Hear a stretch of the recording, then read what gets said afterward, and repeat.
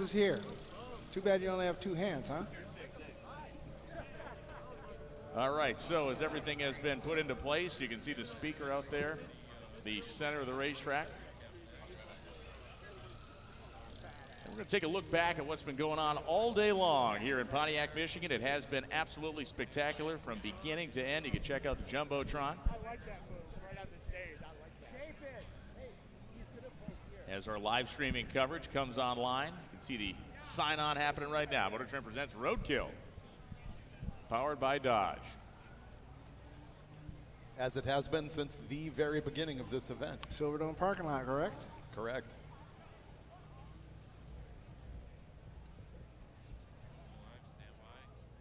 And welcome everybody who is tuning in live on the MotorTrend YouTube channel. Welcome to Pontiac, Michigan. And here's what's been going on all day long here at Roadkill Nights, powered by Dodge. It has been a day of exceptional fun, of interactive experiences, of monster trucks, of tug of wars, of drag racing, and a whole lot more. And what's coming up? Do you know what's first? What's coming up first will be our great introduction, our opening ceremony, the national anthem being performed by a nationally known and revered artist. And then we're going to be going into our Grudge race. And then we will be going in to the Quick Eights.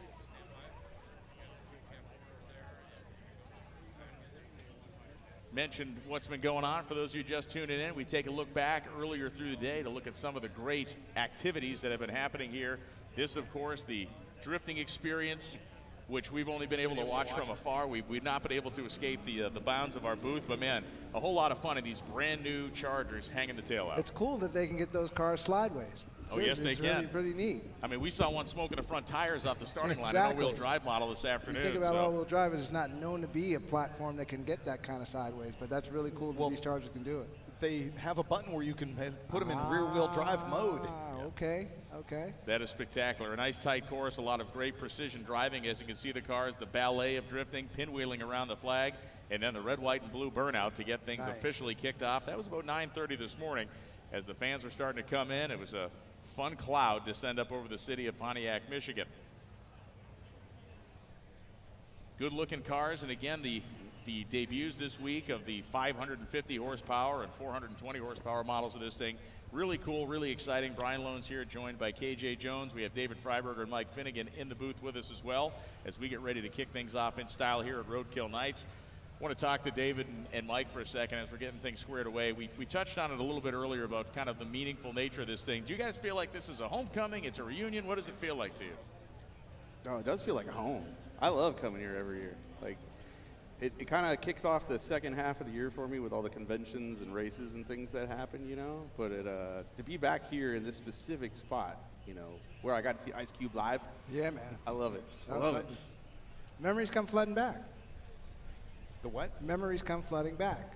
They come floating back? Flooding. My memories span is as long as a gnat. This is true. So, Not for you. What was your name again? Yeah. You are, and you are. I have the attention span of a carrot.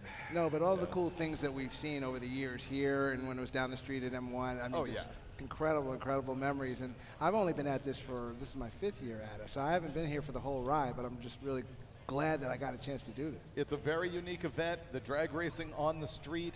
Dodge always brings something as far as press announcements. It's been like that every year. It's one of the things I really look forward to coming to.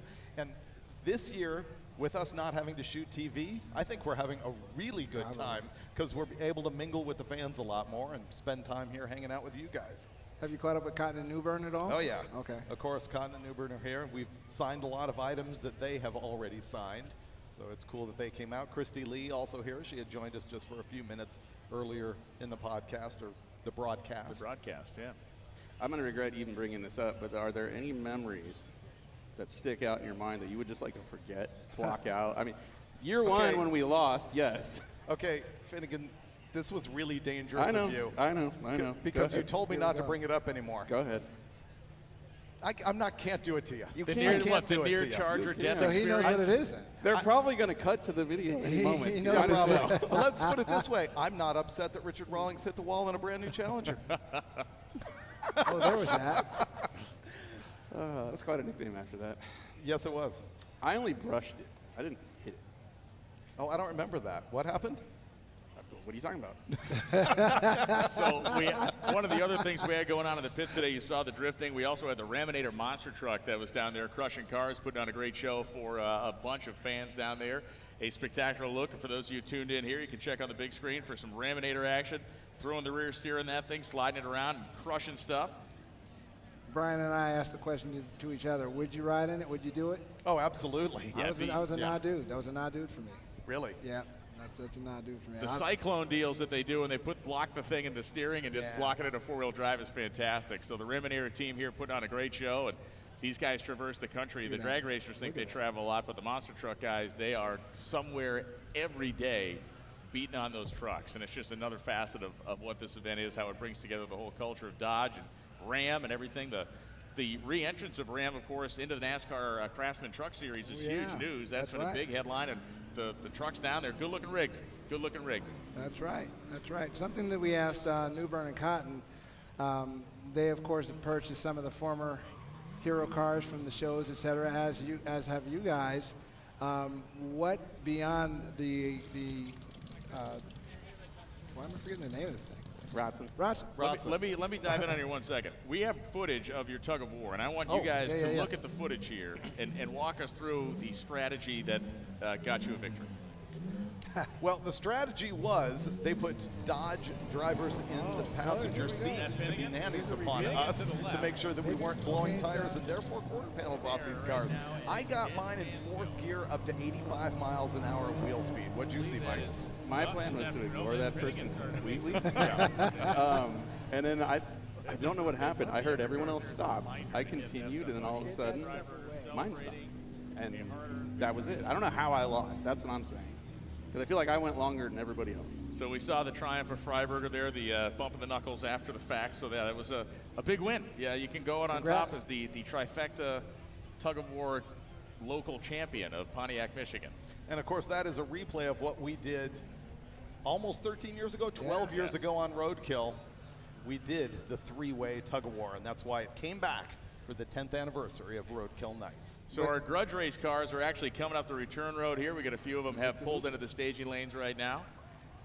Fantastic stuff for the Grudge race on tap with the Hurricane engines and a multitude of things. Then we, of course, brought the Top Fuel cars out this afternoon. This Leah Pruitt in the seat of her husband, Tony Stewart's Top Fuel car, the direct connection.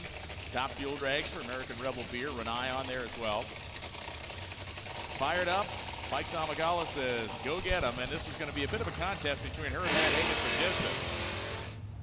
Rolls into the throttle, as we talked about 1/8 of an inch of throttle travel, and she laid down a couple of 100-footer out there and coasted her way down to the turnout.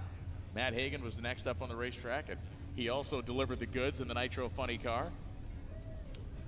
It's pretty cool. There is actually, last year it was kind of debuted, but there is now these junior funny cars that are out there, and there is a Charger body for those things. We saw them last year. They kind of were chasing Matt around. But yeah, Matt had a much less adventuresome afternoon than he did a year ago on the undulating M1 concourse. He pulled onto a relatively flat street. They lowered the body around him, and he let it rip. So there you have it. There's some of our Grudge cars coming around. We got Jimmer coming up in the Acadia. As we look at some of the highlights from the drag strip that we had today, and KJ, there was, the diversity of stuff we looked at was great. And there were so many cars that were so tightly matched out here, especially in the big and small tire sides. There's the deal, boys. There's the deal. Laying it down. There's Jimmer. Yeah, there's her big honkin' nitrous motor in there. Another of our mid-4-second hot rods. One more shot of the deals, just absolutely posterizing somebody out there on Woodward Avenue. And there's a fan that's digging it. Yeah, he's digging it because he just put $20 in his pocket. Exactly. There you go. I got 20 on the Mustang. Exactly. I'll take the right lane. Yeah. 20 on the right lane. So that's a brief look through some of the highlights that we have watched today, and we've really gotten this thing down to brass tacks now as our big and small tire shootout cars have come out of the pit area. If you've not been able to keep up with what's going on, when you see these shootout cars, everything from a big block blower equipped Pontiac Firebird, gorgeous candy apple red Nova, and the S10 Blazer, one of our favorites. The thing's got 3 stages of nitrous on it. Just a blunt force trauma style weapon of a big block in that thing as they are coming down the return road now. They're going to get themselves queued up in the same area the racers have been in the staging lanes all day long. That's got to be a cool feeling, too. You've done this all morning, afternoon, and then to know that your name, in a sense, has been picked. And all you got to do is make 3 more clean shots. Exactly. 3 more clean shots, and I'm in the money. That's got to be a really, really cool feeling right there. Yeah, that thing's got that, the noise here in the background is that S10. That's about a 5-inch bullhorn on that thing, turned vertical. At night, I'm sure it throws some gorilla flames out of them. Probably so. Candle lit. So a lot of stuff going on, as we mentioned. The coordination of this thing is wild, as we are anxiously awaiting. I believe that's all of our Grudge cars, if you will, have made it in, the Grudge race cars. And look, when we talk about the quality of these things, I don't know if you guys, Mike and David, if you've been able to see them at all, what's out here as far as the Grudge race cars that's going to be happening with the Hurricane engines in them. But the Viper is unbelievable. The Grand National, it's not like it's a Viper with just the motor slammed into the front of it and the whole thing. I mean, it's done. It looks factory. Very clean. Yeah. Well, and it's a turbo 6-cylinder. Yeah. Yeah, inline turbo 6. In a V6 turbo car. We're talking about the Grand National. The Grand National's like the Viper, of course, the Fox body, and they all have a little bit of different character. The Fox body that you can see is set up like an O-Prep car. No nose on it, motor setup kind of high. Whereas some of the other cars are set up to be just real, slick, almost, factory install. Factory deal. Yeah. Like a factory deal.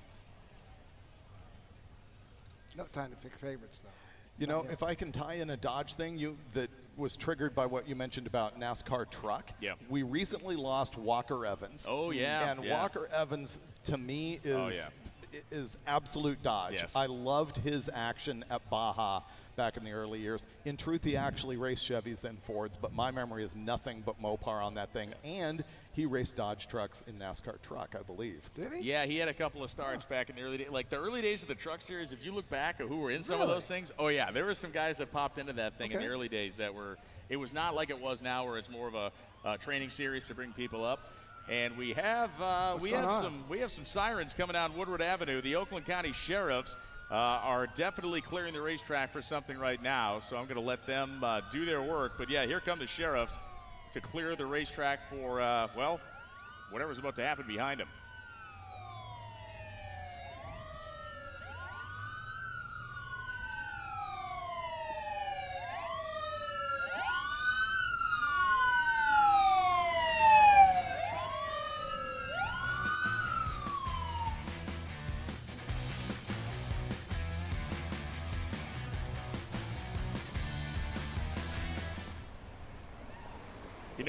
Today we're proud to honor the Charlie Company 2nd Battalion, 20th Special Forces Group from Mississippi, an elite unit renowned for their exceptional skills and unwavering dedication to our nation's security. Trained for a variety of missions from unconventional warfare to counterterrorism, these brave individuals exemplify resilience and versatility. As we celebrate today, we also recognize the sacrifices made by the members of the 20th Special Forces Group, our military members around the world, and all those that serve the United States. No doubt, Brian. Let's give our heroes a round of applause.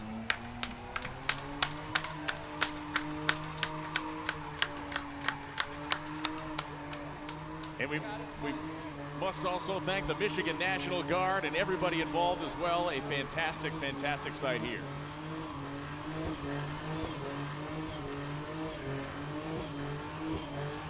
These are the 2026 Dodge six-packs we have been talking about. We're talking about 550 horsepower, twin 54mm Garrett turbos, and coming late 2025, the Charger Scat Pack. It is absolutely fantastic. Horsepower for days, and this thing will burn the tires to the cords at will. Wow. Climbing out of there is Kenny Wayne Shepherd, ladies and gentlemen.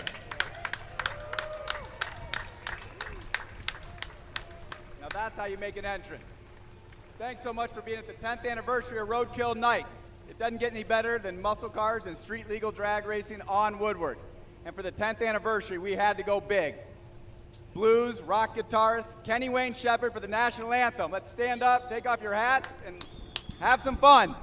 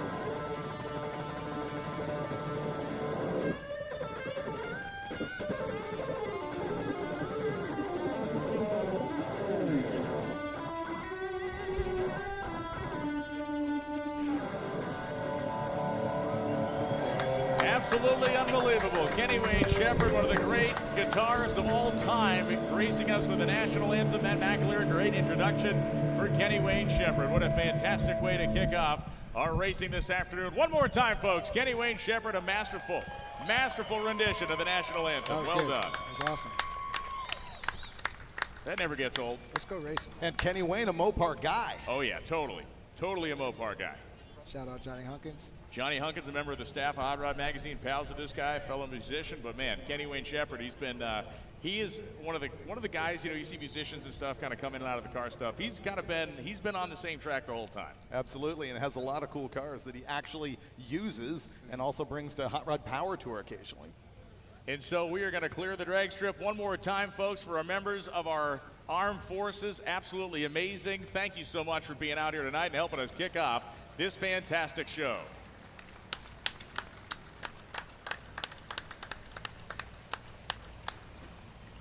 So it will be our grudge match, our grudge race, if you will, starting first on the racetrack. Direct connection, grudge race. And I believe we have a chat with Kevin, I'm being told. We have a chat with Kevin? We do. All right, here with Kevin Hellman, Senior Vice President, Head of Dodge SRT Product, and we're here again at Roadkill Nights. Great to see you as always. Great to see you. Thank you for having me. Good to be here. Okay, so we had a really exciting day yesterday with a media launch and some new vehicles. Let's talk about the six-pack. Well, I mean, everyone, like our fans, we've been waiting for it too. We're excited to finally show it off to the world.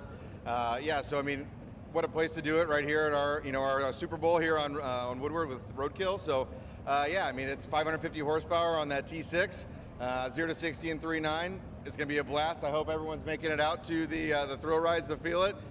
We're just super excited to be here with that car. So we have some different options now with like a 2-door and a 4-door, like really kind of opening it up. Yeah, I mean, that's the beauty of that platform that we have. I mean, it's 2-door, 4-door, T6, BEV. We got the range from 420 horsepower to 670, 0 to 60s up to upwards of 3.3. So I mean, we got the full flexibility, and then again the 2-door, 4-door. If you I got a 4-door myself. I love it. I got 2 little kids. I got to cram in the back. So depends on how you're using it, and yeah. So we got the full flexibility of the platform in that vehicle. So we're super excited. Dodge is known for horsepower, fast cars. We got V8s, we got Hemis, we got all that stuff, right? And we've got a 6-cylinder car here with this 6-pack. So we're kind of transitioning to something different, but it's actually really awesome because you guys have managed to interject all of what Dodge is known for into these different vehicles.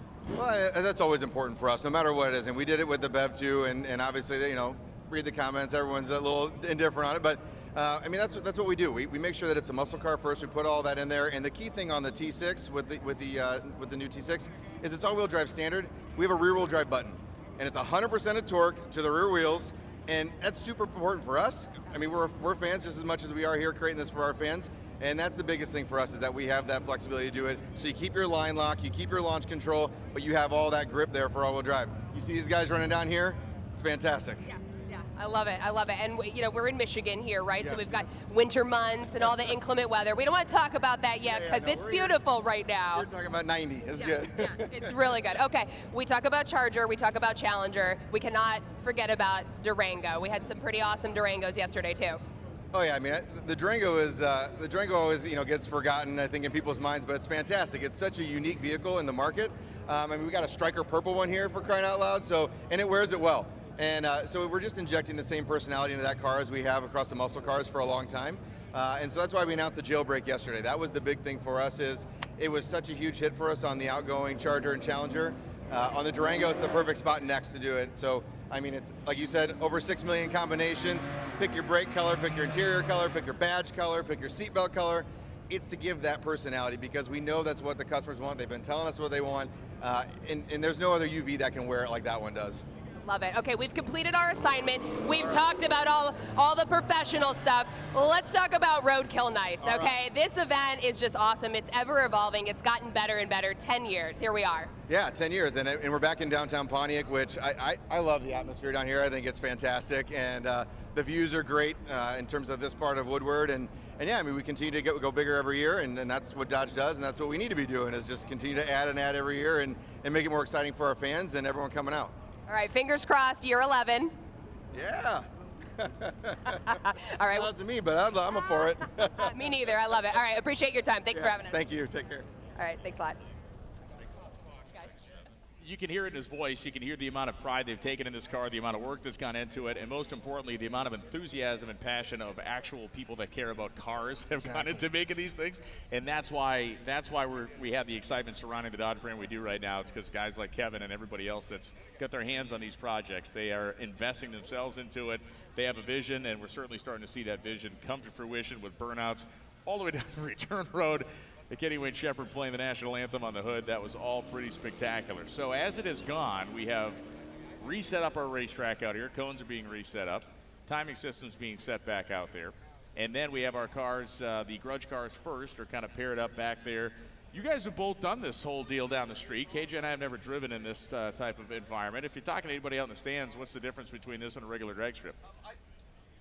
I think KJ has driven in this environment. I haven't driven in this. Well, I have driven in this environment, right? But not in this environment. And maybe not with this level of prep. Exactly. Let's just say that. No, I think this track is way better than anything that Mike and I drove on. We didn't race here seriously in 2023 when we were here. No, and so we ran down in front of M1 on Woodward down there, and it was way sketchier than this. The road is more crowned, and it slopes off to the right, and it's got a lot more gackage running through the middle of it, and it was hairy. And we drove some fairly fast cars. He drove Blasphemy down there. That was a handful. Yeah, it did not want to go straight. And literally, like, when you picked the right lane, I was bummed. Because the left lane, the crack was right where I needed to make a gear change, you know? And so it's not easy. And this is much better. Like, I would be happy to bring Blasphemy here. Yeah, this is way better. Well, we talked about it earlier from an excitement level and being quote-unquote jacked up in the race car. Do you find yourself with this stage versus being at, say, Famoso or something like that, or even being at any type of other than normal drag race? Does this jack you up more to try to do something over the top or extra, or can you put yourself in the mode of just going down the racetrack? Well, we were driving our cars that were from the TV show, and we were there to make a show, and I think we both loved our cars. I had my Hemi Super B. He had his Hemi-powered 55 Chevy. And I don't know if there's intensity and excitement that comes from that, but also the whole crowd. Yeah, when right I go to a test tune night, there's no crowd. Yeah. And they're right up against the fence, and I think the crowd has more of a buzz to it than obviously what you would see on any of the testing tunes that we operate out of. Well, what we were seeing was, and I noted that I think some of that crowd and some of the people being along the fence actually played a role in people not making the cleanest pass going down this way. You know, they were just so amped because of what they're doing, because of the experience, that they couldn't get the car down clean. Not the car itself, it was them.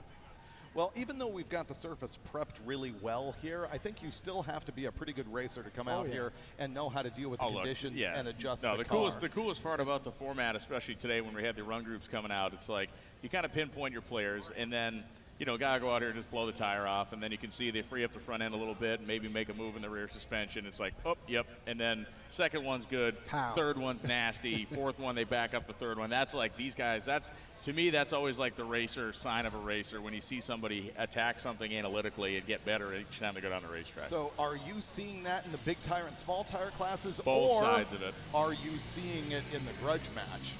Listen, the Grudge match, the Grudge match is going to be chaos. Free for all. Let's go. Which is what it's supposed to be, right? You don't have a lot of fully experienced racers in this thing. So there's going to be that whole element of experience in or lack thereof. And so, yeah, that's a whole different kettle of fish. So I'm going to say it. Morgan. Repeater.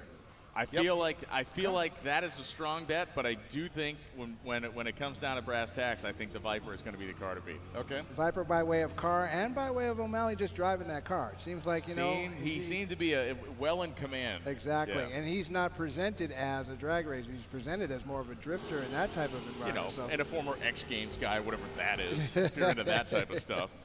Yeah, no, it's a great guy. Very cool follow if you don't follow him on social, and his build of the Viper, very well documented. Very clean build, too. Yeah, very nicely done. But that's not to rule out anybody else that's in this competition. You know, these hooligan guys could come out of nowhere. Oh, yeah, they could. We don't know what's up. Traction compound being applied to the street out there. Kurt Johnson of Total Venue Concepts, who is in charge of overseeing the move into the barriers, the setup of this thing and the breakdown of it, also the preparation of the racing surface. One of the best in the world at that job. Certainly Just is. laid down a nice shot of glue on top of this baby. It's going to set up over the next minute or two, and then it will be time to unleash our Grudge competitors. Different from last year and previous years, Brian. Oh, is the that smell. I'm sorry, dude. The smell of what I believe is PJ is very nice. If they bottled it as cologne, my wife would be so excited. Oh Actually, I think it was Jason Ruckert. I got to give credit where it's due. I believe Jason Ruckert of VP Racing Fuels stepped up big on the glue this year. So thank you to VP Racing Fuels. Thank you to Pooch Poochie. out there on the racetrack. He's been our arm drop master. He's dude. throwing me the Dio right now. That's our guy. That's him. The Glue Meister in chief. He has a band named Cardboard Dale, named after a cardboard cutout of Dale Earnhardt. We'll be right back.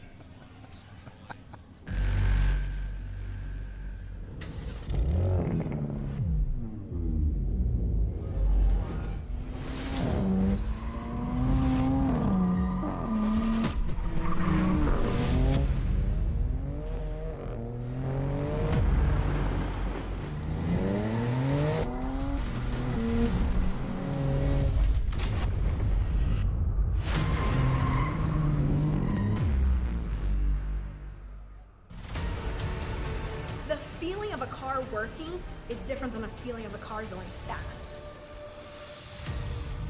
We are running the Big Bubba ET drag, and when we got it, we ran our best pass ever, but it's a shoebox 55 Chevy running 6-second times on a Mickey Thompson tire, and that's cool. When I think of Mickey Thompson, I think of legacy.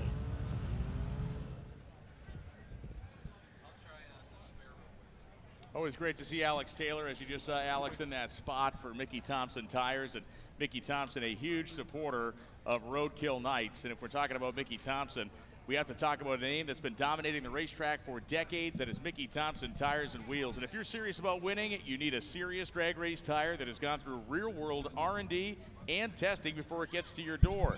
The Mickey Thompson Pro Bracket Radial delivers undisputed consistency and quicker elapsed time passes after passes. Well, their ET drag tires deliver reliable performance and traction that the racers do demand. Let's not forget about the truck and SUV product line. Mickey Thompson offers a wide range of truck and SUV tires and wheels. Whether you're upfitting your rig to tackle the toughest trails or simply want to stand out from the crowd, Mickey has the premium tires and wheels that are sure to turn heads wherever you drive. Stop by your local authorized retailer or visit MickeyThompsonTires.com to find the perfect setup for your ride. Because legends aren't born, they're built. It's time to forge your own legacy with Mickey Thompson. And man cannot mention Mickey Thompson in the modern world without mentioning David Freiberger. David Freiberger. Well, yeah, but you got to too. mention him, but David Danny Freiberger. Thompson, of course, this week at the Bonneville Salt Flats, the fastest man on four wheels at over 400 miles an hour, earned the Hot Rod Trophy, which is a great honor. Winner, absolutely. Pro Bracket Radials are on the Project T-Top Coupe, as a matter of fact. Pro Bracket Radials are on anything fast anyway. That's it. I just got some Mickey Thompson Baja Boss meats. Ooh, yeah. Yeah, they're mud terrain. They're really good. Shout out Truck Tire, sure. Yep. I'm getting excited. What's on the back of Blasphemy? Here we go. ET Drags, There Mickey you go. Thompson. That's it. I have Pro Bracket radials on the Cadillac that I've never driven. In fact, they've been on there so long, they don't make that size anymore. You've had That's pretty great, actually. you've had the benefit of having the illustrious J-Mo as your consultant on some of the drag and drives. You're a Mickey Thompson guy, watching the back of the car, seeing how it works, giving you ideas on how to make changes and get down the track, huh? I feel bad for him, actually, because every time I go to an event, the Mickey Thompson trailer is there. I show up. I'm usually late, unprepared, have to have a set of tires mounted. And then when the car leaves the line, he gets information that's probably not accurate from me. And then he tries to help me tune the car, and it doesn't always go well because me. He's It's been a big help it's to never lot a of good people. sign when you're walking up to a trailer like that and you make brief eye contact and the guy spins on his heels and runs He's in the out of other there. direction. He's out of there. He can't see me. So you saw me in the lobby this morning. I did. I was like, oh, I thought we were riding together. Yeah. He's good at it. Unlike KJ, who just doesn't tell anybody that he's already at the racetrack, so we stand around for 10 or 15 minutes waiting for him, but you know. Oh, is that what happened? That's Yep. usually Yep. it. That's usually it. Yep. Can't be on time, be early, man. And be so early you just don't tell anybody. Yeah. The key moment is just don't say a word. He screens my text, for sure. Oh, yeah. Yeah. For sure. Yep.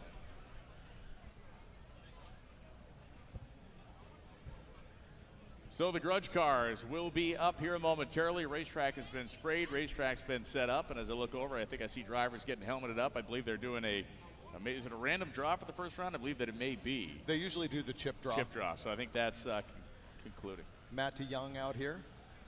Chip draw, and no, versus previous years, no smack talkage whatsoever. I haven't heard any. Well, we might hear some because Christy Lee had a chance to talk to some of the drivers. Okay.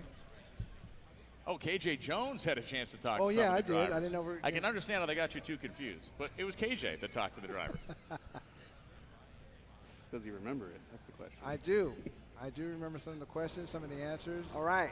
Here we are. The woman of action, Demi Bagby. We're ready. The woman of action. You do a lot, Demi. I stalked you on social media and your YouTube, and I see that you're a busy lady. Very But busy. you're here at MotorTrend presents Roadkill Nights powered by Dodge. And what did you bring here? Because this wasn't in your social media. You were quite secretive about what you were bringing here. So tell us about it. A little secretive for sure. Here at Roadkill, first of all, I'm super excited to be here. It's my first ever time in Detroit, so I don't think it could be cooler than this. We brought our 87 Grand National. We're bringing history back here for the 10th anniversary Grudge match, and I'm excited to see how it goes. And now, is this your vehicle? Because there's sacrilege in this. You have to understand this is an 87 GN. And there are probably a lot of Grand National fans that are going to be very surprised and maybe even a little disappointed when they see the Hellcrate engine underneath the hood here. But tell us about what you did to that engine. Have you guys modified it? Is it just out of the crate and it's ready to go? What did you do? It's still a 6-cylinder, so don't get too mad. It's not like it's a V8 in there. I know there's a lot of controversy because it actually was a one-owner car. We got the original sales sheet and everything on the car, but the old owner that we bought it from was totally cool with us making it a race car, so that was awesome. We got the Hurricane in there. I'm super excited to see how it performs. We got the twin turbos, and it's going to be a good time. Well, at Hot Rod, we're all about modifying, so I dig what you've done, and there's absolutely nothing wrong with it. For the record, it's really cool, the engineering and the thought that went into putting this engine in this car. It was really hard to fit it in there, not going to lie. We had to cut the hood a little bit. Hopefully we're going to bring it to SEMA, and it'll be a little bit prettier by the time, but it's been great so far. Now, really quickly, Demi, as a racer, you are an admitted rookie in this thing. What have you done to prepare yourself to go down Woodward Avenue as fast as you can? I actually do have my NHRA license, so I've got some practice in. I'm super excited. I've never actually drag raced on a street before, only on a track, and I've got some good tests in on the car, so I'm looking really good for it. Really cool. In my stalking you online, I know that you have the ability to talk some smack. So, look in that camera right there and let your competitors know what you're bringing to the table. It's going down, y'all. First time in Detroit, we're winning this thing, and we got our own little 8-mile story over here. You heard it, 8-mile story on Woodward Avenue. Let's go. I'm guaranteeing handsprings. If Debbie wins, there will be handsprings from here to downtown Detroit. Just backflips all the way down Woodward Avenue, backflips. Let's continue on as we dive through and meet some of our Grudge racers as they're getting themselves paired up over there. This time we talk to Mr. Dobbs. One of the cool things about MotorTrend presents Roadkill Nights powered by Dodge is the uniqueness of vehicle. We see old school cars, we see new school cars, we see trucks, etc. Garrett Dobbs, what did you bring to the party? I brought a 2005 Dodge Magnum. I'm pretty heavy into the Challenger platform with my 2018 Hellcat, so I figured what way to pay tribute than a similar platform that's on a similar chassis, but a heavyweight. So. And heavyweight, let's address that. Heavyweight on purpose, maybe to get more traction. You're carrying a lot more weight, but to just get traction and get down the track a little better? Absolutely. Okay, and what is it that you did beyond the stock Hellcrate? Because all of you guys received Hellcrate engines, make 550 horsepower, we all know that. I know you've gone above and beyond. Can you share any of that? I've got a Magic Man behind the keys over at Accelerated Racing Solutions. I got Brandon, and then big old shot of nitrous from our friends over at Nitrous Outlet. Big old shot of nitrous. Okay, so now it's starting to open up a little bit. So big old shot of nitrous. You plan on bringing that nitrous in down track. You plan on hitting it from home. What's your strategy to get down Woodward Avenue? So we're going to have a progressive shot. Off the line, we're going to hit it nice and slow, and as we get on down, we're going to pick it up a little bit and hit it with a full, I'm thinking somewhere between 150 and 200, but we got to see what these guys are doing today. So there you go. So Gary, you know the rules. Look in that camera and tell your competition what they're in for. Hey, you already know what you're in for. You guys are going to be checking out the rear end of this fat girl behind me. She's a good-looking car, but you guys are going to get a real good shot of that rear end. So Garrett and the fat girl, watch the rear end. We didn't see a ton of that Magnum today. He only made one or two attempts. So that may be either strategy or disastery. We don't know. Might have 1 bottle of nitrous. That could be it too. You got to be sparing with this stuff. So the Hooligan brothers with their noseless Mustang was the next subject of KJ Jones' interrogation earlier this week. Just when you thought installing the Hurricane engine in a Grand National was sacrilege, you got this. And this was done by this man and his brothers. They're the Hoonigan brothers. I've got Michael with me. Michael, what's up? What's up, man? I'm ready to party. So we got a little 91 Fox Body Mustang with obviously the Hurricane motor. Everything's stock about it. Stock. He just said that this is stock. Yeah, I don't believe you. No, nothing done to it. Nothing. Stock. No nitrous. No nitrous. Okay, so with that being said, you're up against a bunch of modified, some ways heavily modified Hurricane engines and drivetrains, etc. What's the strategy to get, and no, you're carrying a lot of weight there, pal. You know what I'm saying? So what's your strategy to get down Woodward Avenue as quickly as possible? Honestly, we're probably the lightest out of everybody. We're weighing in around 2,400 pounds. So obviously with me in it, it'll add some more weight, and just the whole thought process around it with just simplicity is key, you know? Just show people what this motor can do by itself without no fancy bolt-ons or bigger turbos, and just let her eat, you know? Let it eat. Let it eat. Let her eat. Obviously, clearly good at it, so we'll see what happens on Woodward Avenue at the end of this Grudge match. Good dude. Good dude. He's going to let it eat. That motor's here for a good time, not for a long time, as they're trying to tell me. Yeah. And so let's keep on keeping on here as drivers are strapping themselves into their cars across the street. They'll be making their way out of here. And, of course, we're going to talk to John O'Malley right now. All right, so look, who are you? Let's start with who you are. Who are you? My name is John O'Malley, and I run Boosted Motorsports. Boosted Motorsports, and where's that located? We're in Tampa, Florida. Right on, and what do you do at Boosted Motorsports? We build a lot of custom stuff, a lot of Hellcat swap stuff, and then right now inline 6 Hurricane swapped Dodge Viper ACR. All right, so you've added Hurricane swaps to your repertoire. Yeah. What's going on with this Viper that I'm looking at behind me? What year is it, first and foremost? So it's a 2000 ACR edition. They only made about 26 red with silver stripes, so a bunch of people got mad that we did what we did, but we're here, and this was originally an HO, made 550, but we've turned it up a little bit. All right, so you turned it up, and how'd you do it? We added a HPT 7175 turbo on it with twin scroll manifolds, custom built in-house, and we also built the transmission with pure transmission, so it's a stage 2. It's a stage 2. You got a ballpark 550 plus how much more? Just, you know, spill the beans, spill the tea. I guess it's called tea. Spill the tea. We're over 7, maybe touching 8s. And what's your strategy for getting down Woodward Avenue? We chose the Viper. I already had the car, but it's got 50-50 weight distribution, or pretty close to it. And we actually, our drive shaft is only about 28 inches long, so the whole drivetrain shifted back. It's got a ton of weight on the rear wheels, and it's a light car. It's about 3,000 pounds now. All right, so there's your chance to give the smoke to your competitors. What do you got for your competitors? Look in that camera right there and tell them what you're bringing. What do I got? I got a lot of horsepower, I got a little weight in the back, and we got sticky Mickeys on the back, so we're going. Right on. Good to talk to you, John. Good luck. So look, so far we've had a one-owner, 50,000-mile Grand National. Right. Really clean Viper there. It is, like I said, it's a very interesting field of cars, and just trying to get a Viper to work chassis-wise is often difficult. You guys have seen a lot of guys try to run Vipers at the drag strip, especially like a stock-style suspension setup on them. It doesn't usually work, but that's O'Malley a stick axle. Yeah, he's gone the extra mile and got the thing set up.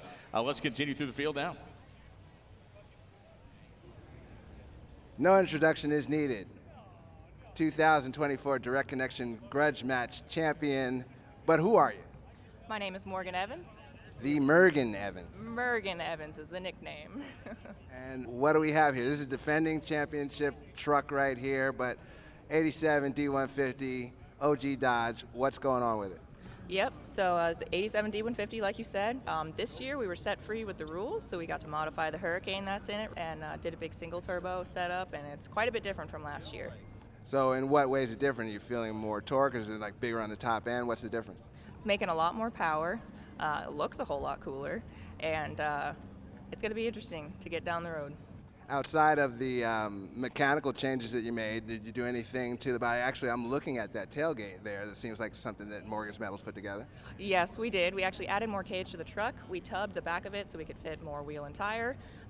Bed lined it, did all that, cleaned it up, and the plate back there is actually a dual-purpose spoiler that happens to weigh 100 pounds. Okay, so you have weight there and you have some aero there as well. So that's pretty good strategy. On top of that, what do you plan to do to get down Woodward Avenue? Send it. Send it. I don't think you can top that. Morgan Evans, good luck to you, Morgan. Thank you so much. Trying to go back to back, and that was a truck they finished very close to the event last year. They've had a year to tinker on it and play with it and go race it. So expecting big things out of the truck. We'll find out how deep she can go in eliminations. But let's take a minute and go through our qualifiers here for big and small tire. Let's start with our small tire quick 8 that made the show. As we figured, Brian, small tire, and I guess you could say leading the charge is Nicholas Deal, Yes. the Deal brothers. We saw that little Mustang make its way down 3-4 times, and with consistency and in the 460 range, correct? So that's one of our first player, basically. And then in small tire, we also have Travis Martin. That real clean 4th gen Camaro. 4th gen Camaro, 01 Camaro, 427 powered. Dave McKenna. Dave McKenna is in a Mustang, a 1988 Mustang, and he's got 363 cubic inches, so Ford powered. Yeah, Ford powered car. Dave made it into the small tire field. Jeff Kalo. Jeff Kalo is also in the small tire field with a Chevy Camaro. I'm not sure of what year that car is. Bob Morrison is our other small tire player. He's got a 302 Ford in his car. Austin Sanchez has also made it into the small tire field. Austin's in a 92 Chevy Camaro. That's the little black Camaro, the little 3. It's got a little 5.3 in it, and it was eating people up alive last year. Jeremy Williams. Jeremy Williams in the 01 Pontiac. He's Real nice made it. car as well. Trans Am, 388 cubic inch. And Carl Stansel. We saw Carl go down in his S10 Blazer. Yes, and we are going racing Blazer. Grudge style here, KJ. They've snuck up on us. We look at our qualified list one more time there on the screen. Deal, Callow, Martin, McKenna, Morrison, Sanchez, Stansel, and Williams will be the 8 machines in small tire, as we have at least one half of our first Grudge pair rolling around the corner. We might not have a half because we have 5 cars, so maybe they figured out Could a buy. be a buy. The Hooligan Brothers car, first in line. And let's take a look at our big tire racers. Mike Mislovic, that is the red 82 Pontiac that I am in love with and have been since the day I saw it. Big giant B&M blower on it, big huge tire, thing is great. Brian's favorite car. Antonio D'Angelo, a nice Irish kid from somewhere around Detroit. He is in an 18 Trackhawk, and that thing has been killing it, all-wheel drive, big power. John Moore, the 2011 Ford Mustang, kind of a sleeper pick here. Jimmer Klein, of course, a multi-time winner here on the streets of Pontiac, Michigan, and likely on the streets of Greater Detroit when we're not around, is in that 66 Acadia out of Canada. He's a local guy, but the car is from Canada. Nate Slocum, the 91 Chevy S10 Blazer. That is the box Blazer with a big block and 3 stages on it with the solenoids from 5 different nitrous companies. Mark McGill, the 1978 Chevrolet. We've seen this car. Love that car. Very clean, good finishing, and good running car. It's that gunmetal gray, almost old pro stock looking second gen Camaro. Demetrios Macinas is coming up. That is the 09 Nissan GTR. And again, the reason you see the 18 Jeep and the 09 GTR, if you're an all-wheel drive car, you automatically go into big tire. And then Eric Mills as part of the program of the 1969 Chevrolet. So those are your big tire qualifiers. A very diversified field between big knuckle drag and nitrous motors and the high-tech stuff like an 09 Nissan GTR and an 18 model year Trailhawk. It's going to be, or Trackhawk, I should say. It should be pretty fun.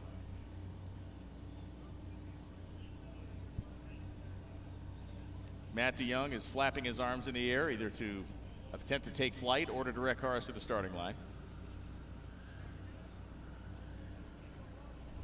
And you have Garrett, one of our Grudge competitors, appearing to be paired up with a we haven't seen Garrett's car all day. He's made one hit. Did he make one hit? He's made one hit. This is Garrett here in the wagon. He's made one. Oh, Garrett. I'm sorry. Gary made one. Yeah. But we've not seen that. We've not seen that Challenger. We've not seen the Challenger. That's and Lucky that's actually there. boosted Lucky. That's Deshaun Lucky. Deshaun Lucky has not made one hit.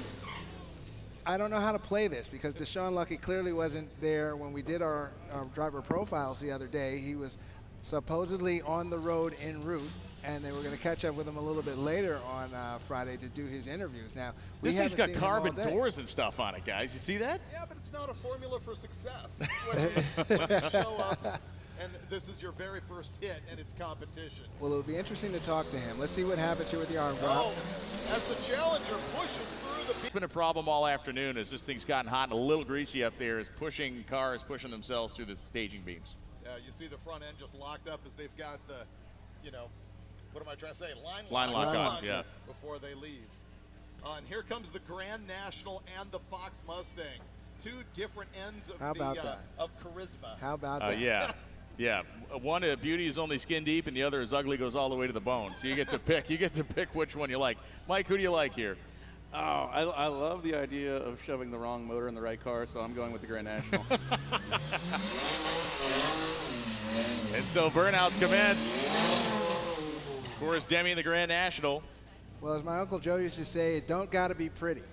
Not doesn't have to. It don't got to be pretty. All it has to do is get to the finish line. As long as it runs hard. So we'll see how this plays out. You have Fox Mustang, Buick Grand National, two vehicles and cultures that waged war on each other. Oh, yeah.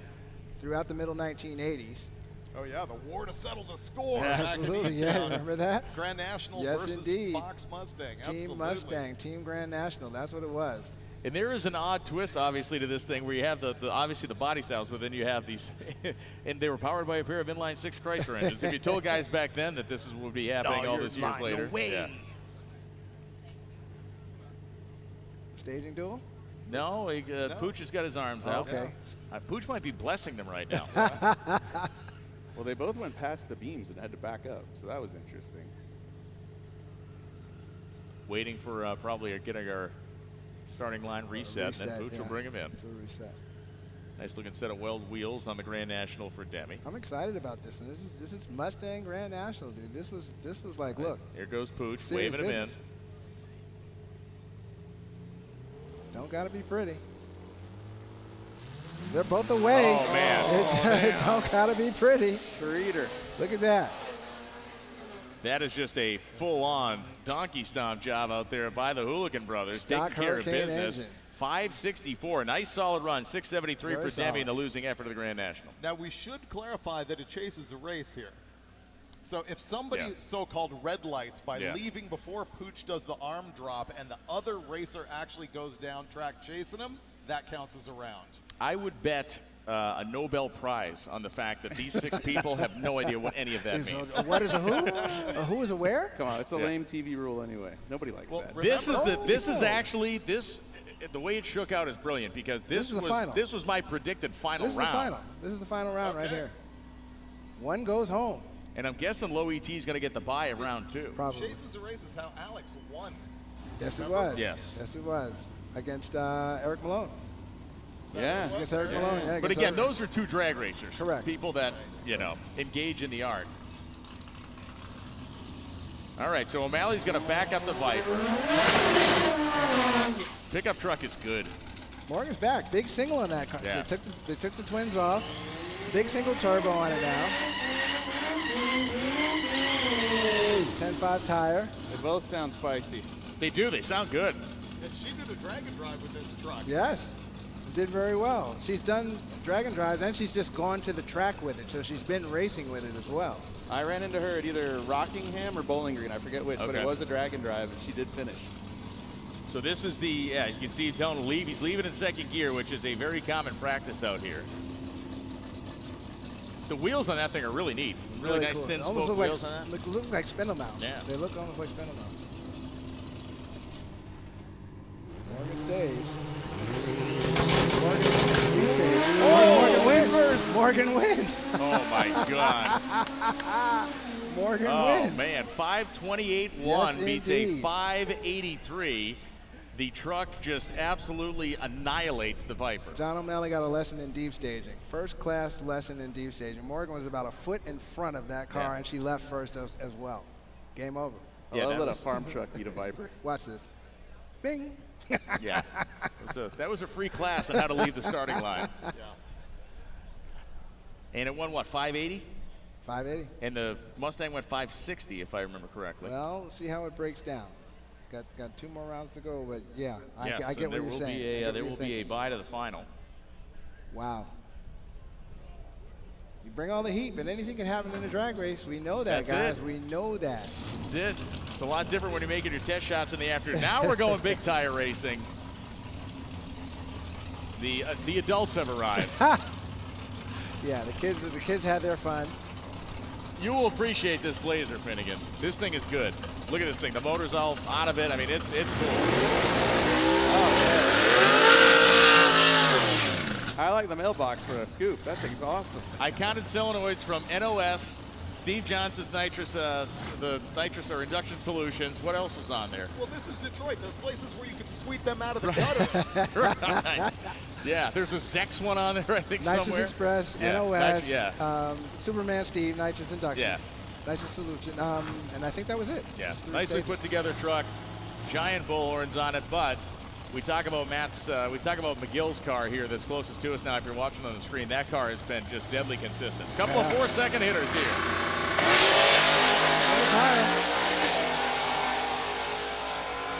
Short wheelbase. There you go. 473 beats a 479, and Nate Slocum in the S10 had the jump. Nate Slocum. I love that name. Nate Slocum. Just call me Nate. Nate's calling me Nate. Nate, just call me Nate. Not slow at all. Not even a little. 0%.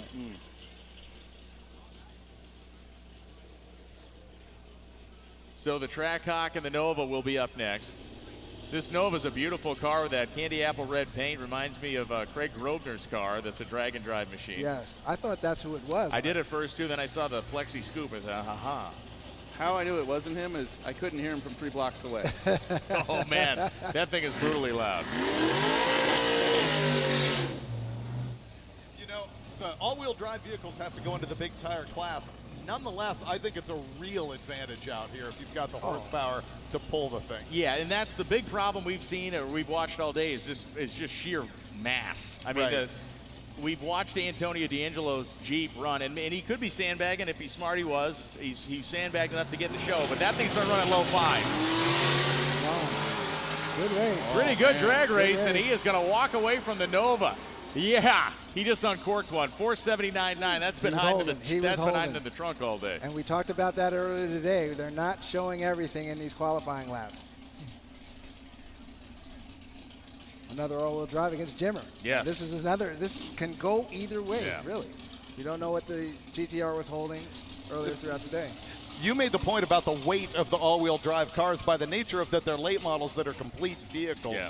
Now, this is going to take less of a penalty, I think, than the Jeep, but nonetheless, point well taken. That probably weighs 800 pounds more. It leaves hard, though. It oh did, my God. yeah, Exactly. he clipped off his best run in his final qualifying session, so that's what put him in the show. His issue, though, and you got Jimmer, this thing's 446 and 447 back-to-back earlier today. What a great pairing, though. It is. I love it. This is the way it is. Exactly. Yes. That's why we're sitting here quiet. We can't even say anything. You have, it's a cool race. You have a legitimate, at the time anyway, a pretty bleeding-edge car versus just as a rusty axe on the other side. Yeah. Matt, so It's a drive-by. GTR jumped, right? yeah, the GTR jumped. But the Acadian chased them. Yeah, was a he race drove and a around drive-by. him like he was tied to a And tree stump. drive-by. So, yeah. So, you know what? That's insulting in the world of street racing. Yeah. He did the job, though. He knew. Yeah, he was shown very little respect when the Exactly. guy goes, you know what? It's okay. It's okay. I'll handle this myself. Yeah. Slap that starts with a B. So Dimitrios Macernis is eliminated, and Jimmer Klein moves on to the semifinal round.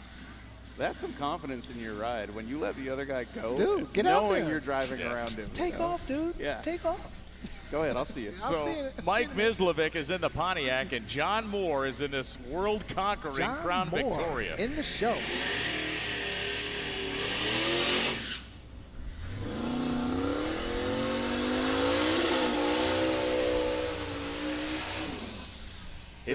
The Crown Vic makes me feel silly about having a Hemi-powered 55 Chevy because it's almost as fast on mud tires Yes. at a quarter-mile drag strip. Yeah, I've seen it. Exactly. Yeah, on like muds, exactly. it is a ridiculously fast car. Really fast. And this guy has a B&M Mega Blower on Yes, this? he does. Yes. That's like a paddle OG, wheel.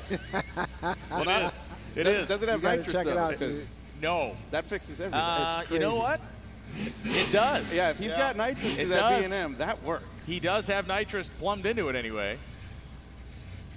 Probably on a progressive. Mislovic has not broken into the fours that I remember. Oh, he's not pulled the front end There yet now. either. He's there now. And Mislovic is going to outrun Moore handily. By Goes about 496. Yes, sir. Yeah. So those B&M blowers, there's only 2 lobes on each those? rotor. Yeah. Yeah. Jeez. They're good at making hot air. Makes you think of PAW. Yeah. Performance Automotive Makes Warehouse. you think of PAW. Can we have a moment's silence for PAW? I missed the catalog. That catalog was Yeah, awesome. it sure was. You could stop a convenience store robbery with that thing. It was very thick. Yeah. And the parts were like why did they go out of business? I don't know, because you could rebuild the small block Chevy for $11. Yeah, about like, $10. Yeah. It's like that was the first engine I ever built with my dad, was a PAW 383 kit. Yeah. And it split the crankshaft in half halfway through the first season of the bracket racing. Did you spring for the seasoned block? Oh, hell yeah. Okay. Oh, yeah. Block, Yeah, absolutely. What are you, crazy?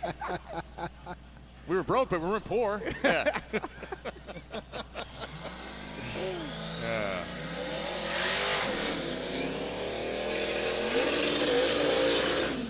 I love this and I hate this at the same time. One of them's got to go. These are 2 of the best cars in the entire show. Callo and Sanchez. One of them's got to go. This does suck, really. There's a guy named Mike Bergeron that seems to be laying his hands on Jeff Callo's car, and that is a good guy to have in your corner.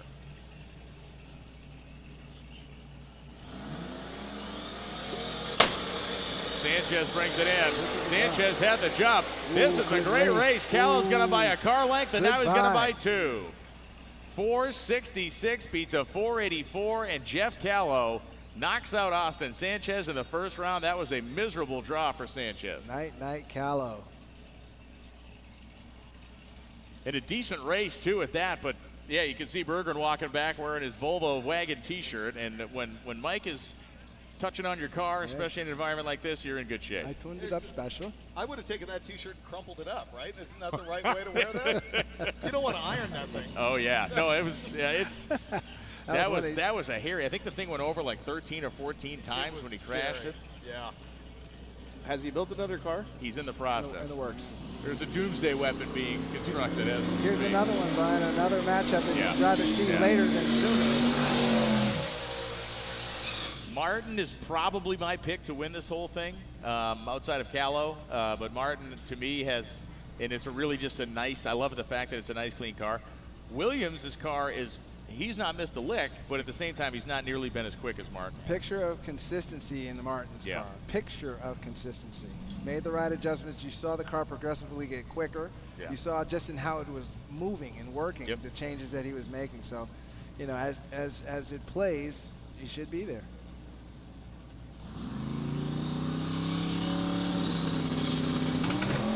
Huge starting line advantage. Wow. Travis Martin lays one down, a 4:49.7. How about that? That is the quickest run of the second quickest run of the day. 4:49.7, beating a 4:83 like a drum. My guy was making a sandwich up there. He sure was. Yeah, and it was a good one too, with like multiple layers of meats. It was a dagwood. It was. It put him to sleep. It literally put him to sleep. He ate really well. Yeah, it was tryptophan. It was turkey.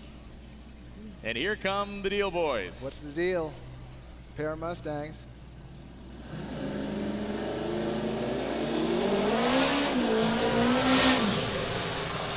One with that raspy tone of what we believe to be a 2JZ motor. Right, but if you look through the documents, they're all showing Ford engines. So does that have some wacky set of headers on it that makes it sound weird? Maybe it's a Barra. That would be A cool. Barra, it could be a Barra engine, correct. Possibly a Barra. We've called it a 2JZ all day, but listening It's a to it. 302-inch motor, but those Barras were only 3.5 liters, right? So that's, so maybe it has 180-degree headers on it. Just sounds odd. Or in drag week, wasn't there a car with a flat plane engine? I'm trying to remember. Oh, it could be a flat plane motor. Yes.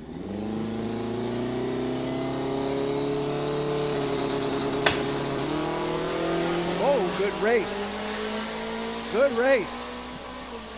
Nick Deal. Yeah, 4:45.7, Deal. low ET of the race so far. Nick Deal. Morrison goes 4:67.5.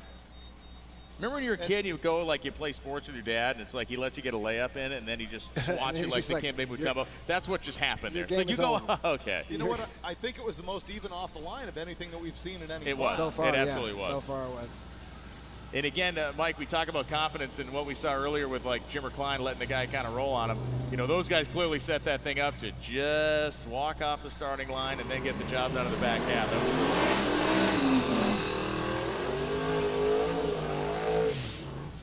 Dave McKenna, this is a weapon. was in the 460s, like right off the trailer. And this little S10 Blazer is also very fast. McKenna's got the definite no-prep style car over there with the weight bar hanging off the trailer hitch, the vertical wing. And Carl Stansel in the right. Yes. In the Blazer. Streeter Brown. This thing, I'll tell you about the intake manifold on this thing in a second. You guys need to go look at it.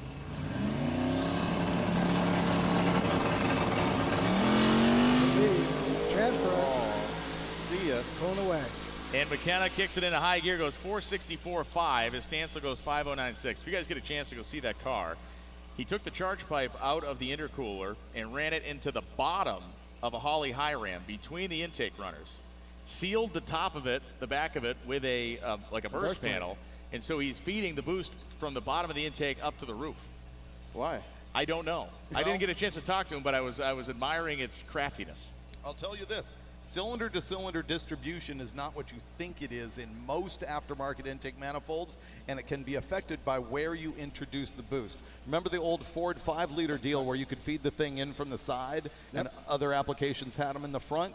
It can affect distribution even with the EFI, even with the injectors on the ports. That was a trick flow intake that had the side inlet. I had never seen, I'd never seen, of all the applications I've seen Holley high rams on, to see one with the charge pipe going between the runners and then this manifold built underneath it to send the air up. Oh, it's weird. It's a new one on me. I'm only guessing why he might be doing it. I mean, the thing runs like it's you know, clearly on fire. I mean, it's very fast, so it clearly works. Creating the right turbulence, Mike. Do you think we're only like 1 year away of this event seeing its first compressed air supercharged car? Whoa. Whoa. I'd be down. There's a lot in that, man. You know, I've done some research on it and talked about it in the past, I guess, 3 months. We've been kind of looking at it in Hot Rod. A couple of stories on hotrod.com. It's a very interesting concept in power adding. It's really compressed air supercharging is like Elvis sightings. Like every 10 to 15 years, That's it's this revelation of horsepower making, and it comes and it happens. And look, the Pierces use it. You know, Tina Pierce and David use it with great success. A lot of racers, I shouldn't say a lot. There are a handful of racers that are using it, and it works for them. There's nothing wrong with it, but it is a very expensive thing to bolt on a race car. That's the thing. The cost is still a pretty high price point for that. I know that Brian will know the answer by the reverence in my voice. Mickey Thompson. That's 72. right. Did the first story in Hot Rod Magazine about compressed air supercharging in 1971. Of 71. And Art Malone built a dragster that had a sideways mounted engine and it had a drive shaft that ran basically like through the motor to power the rear end, and it had a tank, an air tank that was the size of the entire front of about a 250-inch wheelbase dragster. That the whole thing was a tank of compressed air. It was bizarre. It didn't work. How much do you love that ramming into a guardrail? Oh, no. I mean, the good news for Art Malone is it never went fast enough to even dent the K-ring. So they would have bounced off and happily. But no, it's a freaky thing. Look, it's good technology. It works. That's my hesitance. It does work. It's been pretty interesting to see it work and learn more about it, but it does have a very heavy price point right now, and it still is packaged pretty big. If you're if you're like a bracket racer or a sportsman racer, I think it's better because you don't have to worry about the blower heat soaking and all this other stuff. If you're getting hot lap for rounds, but how quick can you charge the thing up? That's what I don't know. Fast. Like look 20 at minutes. Okay. Look at the Phantom Dually on here. Yes, it's got the wide fenders on it. 4 Goodyear slicks. Heavy D from the Diesel Brothers. It is. And that was the first time we've seen it actually turn the tires in anger out here. It's made a couple of runs. Goes 753.4. And he's right up against the wall. It's kind of interesting. The compressed air supercharging thing interests me because of the really cold air inlet temps. Very cold. But it's not like a nitrous bottle where, maybe you start out at 1,500 PSI and purge it down to 950. These things are at 3,000 PSI, and you have 3 of them in your vehicle. Yeah, hence the terror. Right. There is that part. We've seen what happens when a car hits the wall and the nitrous bottle comes loose. Yeah. What happens when a Scud missile comes loose in your car? Yeah, and you can't argue with the fact that it works. I mean, I don't have anything personally against it. It's a unique solve to a problem that seems to have other solutions. Well, Finnegan and I did it a little bit with the boost caboose. Yes. Because we had the lever inside where you could release the boost or shut off the boost. Well, remember when we just opened a nitrous bottle over the vet cart? Oh, that always and works. Just hosed it. Yeah. With no added fuel, and it worked. And it worked with the Wambulance too. It did. The diesel 7.3 non-turbo deal. We picked up 5 seconds. That one we just put the hose right down the intake and opened the bottle. Yeah. All right. So what was the, for each of you, the bottom rung, most disliked, hated car that you touched in the course of 13 years of making this show? Personally, yeah. Personally. Now, you can't give the same by answer. each other or by the audience? Personally. Probably He Hate Me. He Hate Me was awful. Was it a Econoline truck that overheated like every 7 feet? The flat face. Yeah. No, but it was even worse once it became the Econorado. Once we chopped it and shortened it and put the Cadillac 500 in the bed, that was the worst thing we ever built. It was, but it did endo. It did do stoppies. Yeah, the stoppies were nice. Everything else about it was horrible. It was horrible. That was the worst driving vehicle, and that's saying something. Oh, no, yeah. It was really well fabricated, though. That's the sad point for me is we put a lot of work into it. I was proud of the framework we did. And it was just bad. It was just a death trap on wheels. Okay, so he gets He Hate Me so that you can't have the same answer. Well, I know which one Mike, I think, hates more than anything is the ugly truckling. Oh, God, that thing sucked. Oh, my God. I walked into the shop. I don't know why I was late to that deal. But I walked in there, and you and Lucky were working on it. And the first thing I said was, why did you build the roll cage backwards? Because that thing was like a cab forward weirdness, and it looked like it needed to be turned around. Yeah, we drove from the front. All the roll cage was in the front. I was sunk down right behind the front cross member. Somehow you invented a skeletal Cybertruck before the world ever saw an actual Cybertruck. And it was awful. Nobody needed it. It had the giant slicks on it, right? Like the giant slicks on it. But the good news is it was really slow and heavy, and I broke the 14 bolt. Yeah. Yeah, I do remember the slowness of it. Yeah, it was ugly, but at least it was slow. Yeah. And of course, Stubby Bob. Iconic, literally iconic Stubby Bob. And David, you have the truck now. I do. What is the future of Stubby Finnegan has Bob? the compressed spine. The first thing I'm going to do is pull the 454 and the blower. You know, it's a blown 454 out of the back of it, and it's locked up right now, and we don't know why. So I got to tear that apart and figure it out. It has a brand new Gearstar 4L85 in it. That's the only good thing about the whole vehicle is the transmission. The whole rest of it needs to be replaced. So in a comeback, whenever you get around to it, is built to drive it now or built to try to do wheelies again? Sustainable wheelies is the thing that we've always discussed. Okay. All right. Well, look, let's get this Hyundai up now. No, it's going to be good. Let's get this Hyundai up right we've now. already proved we could do this. You did did it once. Do that? No, we did it twice. You call me a naysayer. I got to keep tradition. This is all just a clever ploy to get his rate at any Shrey races up because they'll book him in as a wheel stander performer between rounds. Yeah. Yeah, as long as they're fine with the track being shut down immediately afterwards. Yeah. Hey, listen. That's true too. There is an inherent risk here. Yeah, I will get to know Dr. Surface very well. So we are just turning around our semifinalists here. That's why we have a bit of a delay, but we got cars coming back in, our Grudge cars coming back into the drive-through staging lanes. And Mike, in your acquisition of former hero cars from the shows, you've done some horse trading and bartering with Derek Bieri, haven't you? Yeah. Inadvertently so. Like I had been horse trading other cars when I went to visit Derek, and when I was there, I said, hey, I have this 53 Chevy truck. Do you want it? I showed him one photo, and he's like, yeah. And so we toured his property, and he showed me all kinds of cars I didn't want, had zero interest in. And then he opens the door to this trailer, and inside is a car Freiberger he built. This awesome 40 Ford. Scabbed, 40 Chevy. Rescued. We didn't build it. Oh, well, we got it running again. Honestly, I didn't know the extent of the work you did. I just know that it had the coolest wiring I'd ever seen on anything. Yeah, not responsible. I was going to say, David didn't do it. This thing had so much house wiring in it and so many circuit breakers on the firewall. It was absurd. It was neatly organized and scary. Yeah. So we traded cars. Straight across straight? Yeah. I drove his 40 Chevy home. And then he flew out and jumped in the 53 Chevy truck I had and drove that home in the middle of a rainstorm. And, hasn't talked to me since. So I know he feels good about the trade. it went well. It's always a sign of success. Yeah. His comment to me was, I really don't know why I did that. Oh, I know why.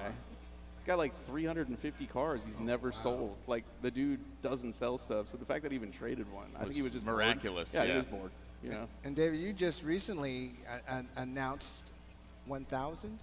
Not 1,000. You're not 1,000. How many were? What was your number on cars? Oh, total lifetime No, cars? no. That you currently have, you know, in the liquidation, the current liquidation. I'm sorry, it wasn't 1,000. No, it's more than 50, less than 55. I'm not sure. Gotcha. Right, what he was saying was total value of $1,000. Right. Collective. That is accurate. At the swap meet. As far as his wife knows. Yeah. At Long Beach, you might get $50. My wife walked into my garage recently, and it was like the end of the day. I was just sitting there having a beer, and I don't even know how the subject came up, but I didn't believe she knew what I had. Oh, right? dude. Scariest thing in the world. She busted out the Sharpie and just on the whiteboard in the garage, like nailed it all the way down to a hovercraft that I didn't think she'd ever seen, you know? Oh, and that was what I knew. I'm like, you're smarter than me. I can never lie to you. Blame it on the internet. Love you, baby. Jig is up. No, she doesn't watch what I do. Yeah, she doesn't watch She's any never of it. seen Roadkill, bro. No, but she can go on Marketplace. She can go on Amazon. She can go on all these outlets to get parts. She does have my search history. Yeah. Exactly, and say, okay, so that's how much it was. You know what I mean? That Firebird's cool. It is. way No, cool. I love that It's car. way He's here cool, every dude. year, and Yeah. it's a nationally a favorite car of mine. I would 100%. put that on a top 10 list around the country of the junk I get to look at. Speaks very highly of Yeah. it all the time. It's just cool. It's not over the top. I mean, it's over the top in all the right ways, I guess. Right now, you see some people enjoying the Dodge hospitality There they area. are, There yeah. you are. Hey. Shout out Dodge VIP area. You're on candid camera, drinking a Modelo that I wish I had right now. But anyway, Envious, Take one. envious scene. Is that Angie Smith up there? What's going on? the upper deck. We saw David Kennedy was up on the upper deck of VIP there, holding court with Tim Kaniskis and several other people who would listen to him. So don't know what was talked about, but Dave was up there, and it's good to have him here on the 10th anniversary of Roadkill Nights. David, what We position? got a Corvette fan here. We got all kinds of people hanging out. Yes. What position was David in when Roadkill Nights came about? Was he on Hot Rod as a staffer, or? I don't remember the time frame on that. I think we should get a kiss cam going. I mean, Oh, if we boy. want to go Nothing viral, but good can come let's from that. swing the camera around and let's get a Oh, kiss boy. cam going. Can we get some Coldplay soundtrack happening? We can make our own soundtrack, but if we really want to blow this thing up, we know what to do. We can leave you and KJ alone again. You know what to do. No, trust me. There Turn the camera are off. rules against that. All right, all eyes on you, pal. Find somebody. Go, quick. Go. There he is. He knows what's happening. you can do it. My man. Turn to your right. Got his Lions hat on backwards, doing his thing. We love meeting the NFL kids out season's here. upon us, man. Yes, Preseason indeed. games going on. If it's not racing, it's football. Blissful. Blissful. Blissful. There's a cool old direct connection trucker hat there, Yes. right in the middle of your frame. Great crowd here. Wonderful crowd. Look again, we're packed along the fence. Gotta love it. Awesome. Yeah, Direct Connection was a great name that, of course, the Dodge brought back a couple of years ago. The effective parts line that was sold direct to racers. That was the thing, your direct connection to the manufacturer. And all the different things they did over the years. They had the stock cars that were the kit style cars you could build and put together in the late 70s and go stock car racing.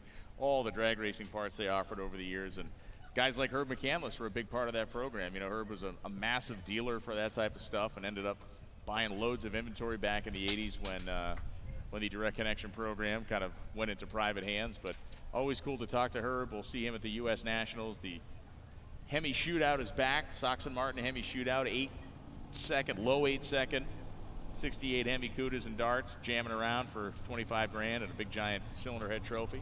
Yep, my introduction to Direct Connection, and not a Mopar guy, but one of my best friends was a Mopar guy, had a 440 Charger, and the Direct Connection catalog was about as robust as the PAW catalog, actually. It was really, really a big book, and he ordered for that 440 a purple can. Oh, I got the purple can. He got the purple Yeah. can for it, and I'm like, well, what's going on here? Purple can. It came out of the box, purple and everything, and it sounded so good. It sounded really, really good. That was before actually knowing what a camshaft really did, and it was, you know, listening. It was more of an audible thing than, you know, what's it actually doing to the engine and making the car do. Yeah, you just know the choppier It's it a sounds, the badass. better. Exactly. More fanage there. So What's it up, will guys? be a buy run for the Hooligan Boys Okay. in the second round. Anything can happen in the drag race. Morgan and Dobbs It will don't be gotta battling be pretty. them. Could this be the Hooligan Boys' day in the Yes. sun? It's all about having your day in the sun when this is all over, and that would really be something to see them square off against whoever else in the final round. And Direct Connection was the latest, one of the evolutions of a series of different offerings that Chrysler had over the years, the rapid transit system and the tough parts catalog and that type of stuff. You know, they've always done well to have an ability for a customer to buy those good, like high quality factory parts. There were several of those RTS cars were auctioned at Mecum last year, and that was actually my first awareness and really getting in depth of what those cars were about, and the whole program going from dealership to dealership and all that. There was one guy there was a single guy at one point that owned them all. It's like Steve something or other had a collection that had, like, at one point back in the 80s or something like that, he owned like every one of the rapid transit system cars. Wonderful crowd here at MotorTrend presents Roadkill Nights, powered by Dodge. Everybody keep your energy up. We're getting closer to our final rounds. We got semifinals coming up in our Grudge match, and then we'll have it in small tire, big tire. Well, it won't be semis just yet in the other classes, because there were quite a few cars in small. Well, there were 8. 8 and 8. Yeah, so we're down to the semis. So, Dave, we brought up they were doing some microphone mechanicing for you there. We mentioned, or KJ mentioned, the purple cam. Talk a little bit about that, because obviously every Mopar guy in the world talks about the purple cam.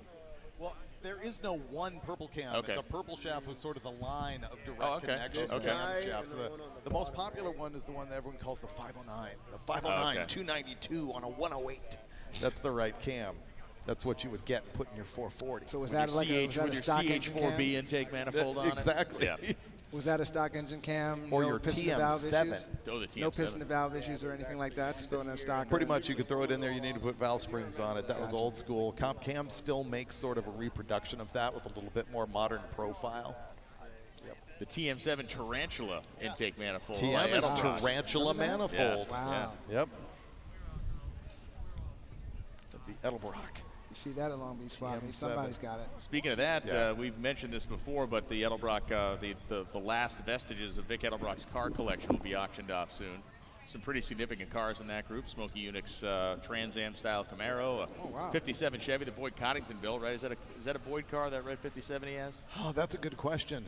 That might have been California Street Rods. Okay. Either way, it was a premier level, premier level car. It was built in the pages of Hot Rod Magazine, yes. And of course, he had his the mid-year Corvette. Yep. I forget what the heritage of that car is. It's not the Mickey Thompson car.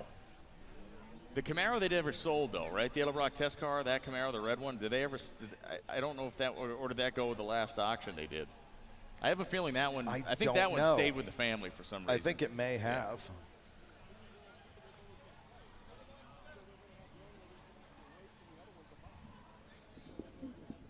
And so drivers are, again, queuing up across the street over there in our staging lanes at the M1 Cafe, which will be back open for business either tomorrow or Monday. They'll be slinging burgers on Monday. Rented the business for the day here as we close down their road. Thrill ride's still going on. So much happens here today. One day. Yeah, that's the neatest thing for me is that one day, the amount of effort, the months, the year of planning, the logistics that all go into it. Yesterday, or just, I should say, yesterday, even the day before, we were watching them set up the midway, park all the trucks, have everything kind of lined up before anything even showed up to understand what was going to go where. Because as you know, that is very heavily packed over across the street. So. Oh, yeah. Shout out KB, Karen Brown, MotorTrend Events, her team, what they do to get this thing going. Let's go to Matt Huber of the Ram brand to catch up with Matt.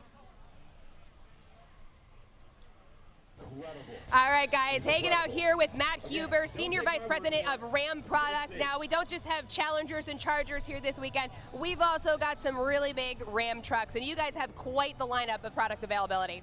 Yes, we do. Working under selling Ram trucks is awesome. Selling Rams in a huge segment. So there's 2 million customers that buy trucks every year between light duty and heavy duty, and that's why Ram has such a vast lineup of light and heavy duty trucks. We have trucks, so when our customers come into market, they're looking for a couple things. Some are looking for commercial products.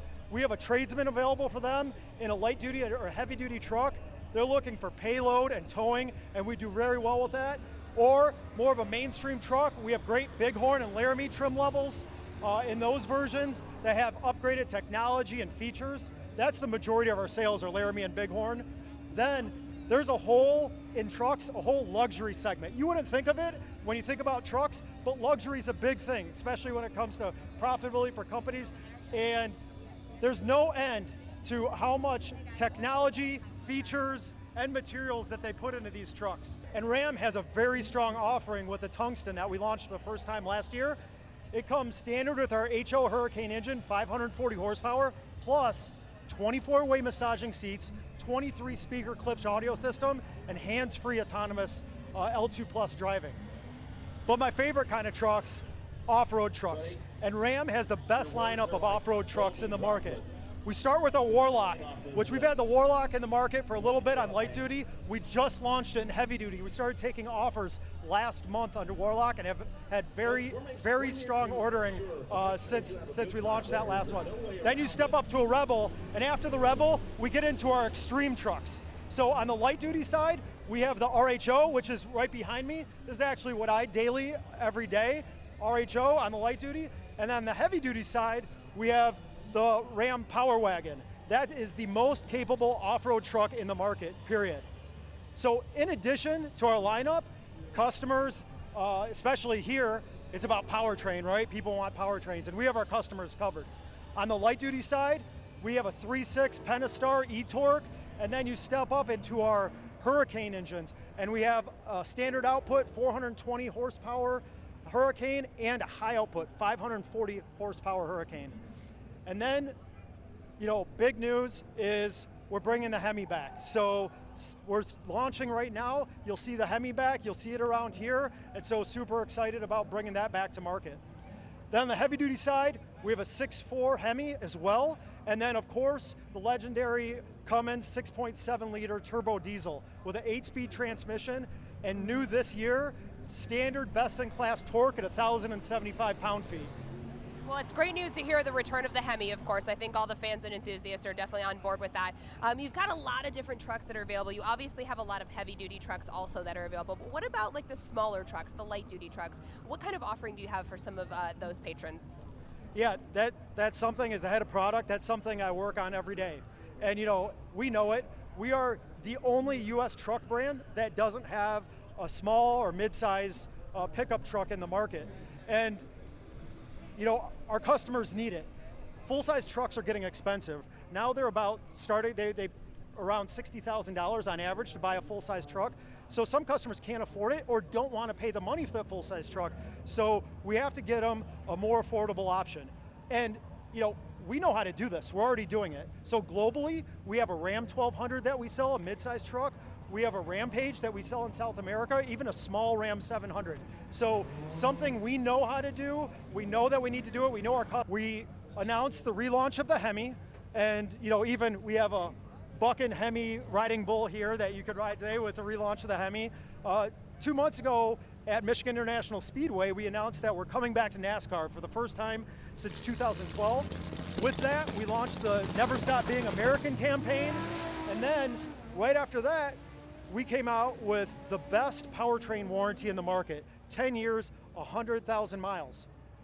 And then in addition to that, we just launched a new trim level, the Black Express. We launched it on both light duty and heavy duty. Light duty, you can get into this truck for under $50,000, and heavy duty, under $54,000. We just opened them up for 26 model year, and the orders have been very strong on it. So to answer your question, how are we going to continue to attract customers? We're doing it from an activation, a marketing, a product perspective.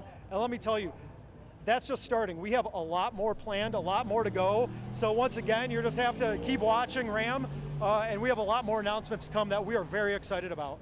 All right, well, it all sounds very exciting, but I think maybe it's time for you to go ride that bull. I don't know. That's the plan, yes. All right, I'm Only out. if you do too. No, we're not going to go there. All right, Matt Huber, thank you so much. Really appreciate your time. Thank you for being here at Roadkill. All right, so as we got the update on the Ram Trucks brand there, we had Morgan going to the final round of the pickup truck. And again, we talked about the good kind of fact that they've had that truck completed last year, had a whole year of work on it. That thing's kind of a weapon, 526 with a 7. And she tends to leave first. Yes, she's been off the starting line first in both of those matchups today, as the Hooligan Brothers guys are kind of crowded around the vehicle. Always nice to see the freight train come by. This is a flashback to our earlier location on Woodward. It is, yeah, we would have just crossed the road up there. Right. Not sure I've seen that here before. You've seen it throughout the day? Just one. I saw one Amtrak loco go by, but this is the the first of the freight trains we've seen come through. All right, as the Hooligan guys are coming up into the water box. So really, we just got to benchmark this guy off of a 5:26.7. She just ran 5:26.7. We want to see what he runs in comparison to the final round. Lane choice will obviously go to the car with the lower elapsed time coming into the final. So here comes the Hooligan Brothers car, which again has been one of these machines we've watched them get incrementally quicker. They've not made any huge strides, but the car now is better than it has been before. And this buy run is really a chance, in my mind, for them to really kind of turn the screws on the thing and see exactly how much it can take.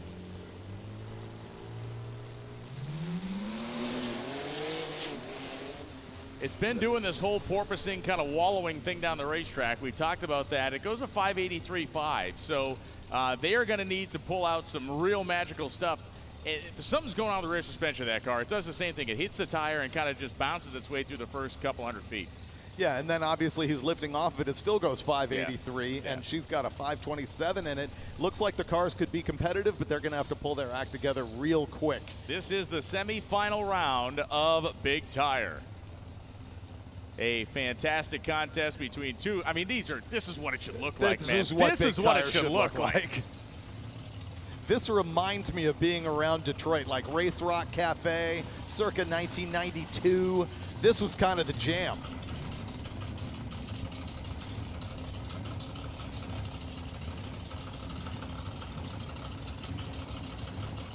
Michael Washington waiting for the high sign to allow these two racers to get their burnouts going. Slocum, of course, in the F10.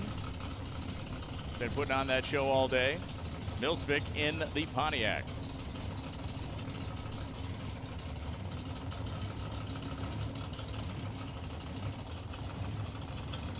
And once we are clear at the top end, it looks like the burnouts will begin.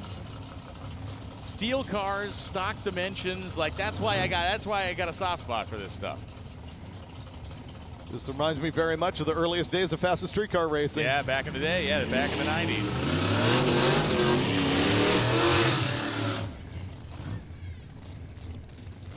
I too recall loving this Firebird last year. It sits, I think because it is a ridiculously huge tire on it, and yet it still sits perfectly. And it kept the center lines on it. There was a period of time those center lines were cool. They're cool again. Yeah, the Convo Pro. Yeah. And it doesn't sit too low. That's what makes it not look modern. Yeah, it's a ladder bar car, clearly. Not an overly chassis car. Oh, and he's going to just park it on the starting line while the Blazer goes down. The Blazer, 480. Yeah. And 505 from our favorite Firebird of all time. Yeah, and look, for Mislivic, he did not have a 480 in that thing driving off the side of a bridge. But the fact that Slocum also gave himself a starting line advantage made it look even much more of a wider gap. So Nate Slocum is going to the final round, and will it be Slocum versus a Trackhawk, or Slocum versus Jimmer in the Nitrous Acadia? The Acadian, as we talked about before, the Pontiac branded version of a Chevy Nova. I believe they were just Acadians. It was not a Pontiac Acadian. Oh, was it its own brand? Yes. Oh, wow, okay. You think that they're a Pontiac Acadian because they used so many Pontiac stuff. Yeah. In fact, I believe, didn't they use a Pontiac dash in the Chevelle for the Beaumont? Yeah, that's why I always thought it was a package deal. All right, so all-wheel drive Trackhawk, or will it be the big snorting nitrous Acadian? And you can see Pooch right there on the big screen or on the live stream. I do not believe Jimmer can get away with what he did the last time by giving a guy a head start effectively. You cannot give this Jeep any lead. And he didn't. And he didn't. And that is a waxing out there. 455.3 for Jimmer, a 5 flat 1. Very impressive for Antonio D'Angelo. But the Trackhawk, no match for the door car in a pair of nitrous cars in the final round of Big Tire. How cool is that? That's great. A pair of steel-bodied nitrous cars. Loving it. All the stages. I like that. And listen, I mean, a 455 out of Jimmer's car. The only thing I'm hoping that Slocum has a kid in reserve. I'm hoping Slocum hasn't given us all she has to give there in the S10, and there may be a little bit more power. I mean, I'm not saying it's not fast. It's an incredibly fast car, but right now he's going to come in at a quarter-second disadvantage. Do you remember the April Fool's deal with Holly at NOS and the moonshot? Oh, the stacked up, like the 20 stacked nitrous plates? Yeah, that was pretty brilliant. That was a great video. Yeah, the moonshot. That was good stuff. Yeah, and it cuts down to like the Baker blast, the mushroom cloud rising over Bikini Atoll or whatever they did. Whichever island we blew off the map that day. So we just saw the Deal Mustang pull in, so the small tire entrants are making their way over for their semifinal round. Certainly want to thank everybody that's been a part of MotorTrend Presents Roadkill Nights, powered by Dodge, especially those of you tuned in at home from down the street or around the world on the MotorTrend channel on YouTube. You can send your friends there as well if you want to have them catch the semifinal and now the final rounds after our semifinal in the small tire category. You'll want to follow Hot Rod Magazine's social media to see even more about this. It is Hot Rod Magazine on both Instagram and Facebook. And, of course, you can visit hotrod.com. Yes. And if you'd like to continue following the exploits of David, it is the David Freiberger channel on YouTube. Weekly content for your viewing pleasure. And Brian is Brian Loans on YouTube with week content. It is. It is just week content. But content nonetheless. You know what? We also have to thank TSR, Tony Stewart Racing, coming out here with the Nitro side of their program. I love the Nitro burnouts on Woodward. That's actually what draws me to this thing year to year. Or what I am thinking of when I'm at home. It's like, oh, I can't wait. Yeah, no, it is. It's just fun to see those massive fish kind of out of water. You know, there's always talk about somebody trying to put on or there's always like babble and talk about, oh man, someday somebody needs to put on like a full-on like street race with Top Fuel cars, like they they run NASCAR races in Chicago and they run IndyCar races in all these places. What about a drag race? And I mean, nothing's impossible, but logistically, it would be so flippin' hard to get a piece of road that you would have to repave, make perfectly flat, over multiple city blocks. You have small problems like, manhole covers that if a Top Fuel slick grabbed it would send it over the Empire State Building. Exactly. Land in the Hudson River. And I know you saw the Clay Millican just did one underneath the bridge in Akron, Ohio at the Goodyear plant. Yeah. He also did one long ago in front of Graceland. In front of Graceland, in the Elvis car. Yep, and of course, Tony Nancy on Hollywood Boulevard when Peterson was opening their Motorama Museum there back in the day. I'm going to put that at, 1974-ish? Had to have been somewhere in there. That neighborhood. Famously, Broadway Freddie Dename rolled up to Coney Island on the boardwalk in his Nitro Funny car with no permits. Yeah. And he killed people for a living, so it didn't really slow him down. Again, the permitting process wasn't really a big concern. He had other things to worry about. I'm authorized. But there's great photos. Norman Blake took the photos of him in the Saturday Night Fever car doing a burnout on the boardwalk at Coney Island back in the day. Nitro cars on the street trivia. There's an incredible story that Scott New tells. I was up at, of course, at Boise last weekend at the Night Fire Nationals, and Scott New tells a story that they did a promotion where they put a Nitro Funny car inside a nightclub in the early 80s and started it and started the car inside. He said it was about a 2,800 foot space. That's insane. And they ran it for like 15 or 20 seconds, but it was blowing the ceiling down and the light fixtures were exploding. And everyone's eyes were bleeding. People were just laid out on the floor. They were promoting Night Fire Nationals. This guy was promoting a new club, and they created a calamity. Promoters, man. Yeah, promoters, man. Promoters, dude. So both of our Grudge finalists are back into the staging lanes. As we discussed, Morgan Evans is back in the final, defending champion. Yes. Consistency in her driving, really good truck. Went to the big single. You see the big single turbocharger there. I liked your call on that run, too. That was well done. Thank you. Appreciate it. Brian, they were running another reel. It what? wasn't us. Oh, I didn't know. Hi, Morgan. Doing great. I picked you.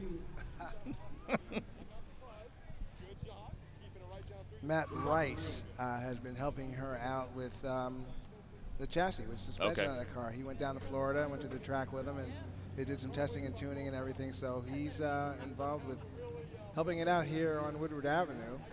Matt is involved with Hot Shot Secrets lubricants program. Yeah, it's a company that's heavily involved in the diesel marketplace, and they got all kinds of stuff. And big tractor pulling fanatics, as you well know. Sled pull. But anyway, like Fox Mustang. Yeah. I get it. Truck and tractor pulling. Truck and tractor pull. Wrong on all levels, but right. Mergen Evans. I didn't ask her how she got Mergen from me, but it's M-E-R. That's her social handle is yeah, it's her social M-E. handle. I don't know how she got the E, that's all I'm saying. Probably because there was 10,000 other Morgan Evanses. Or it's kind of fun to say Mergen. Mergen. Yeah. I like the pronunciation of the Mergen. Mergen. Okay, Mergen.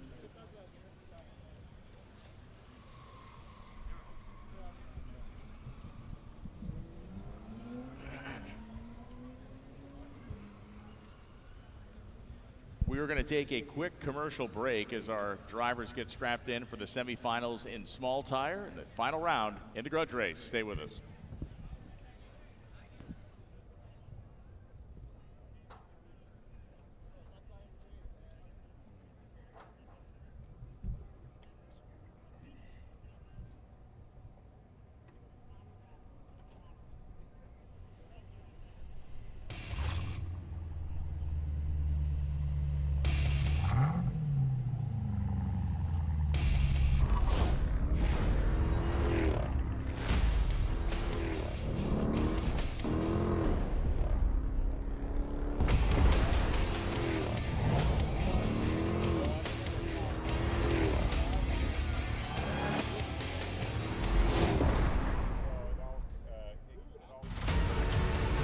The feeling of a car working is different than the feeling of a car going fast.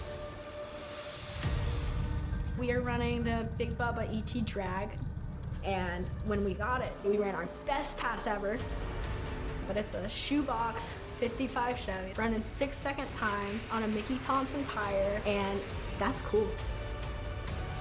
When I think of Mickey Thompson, I think of legacy.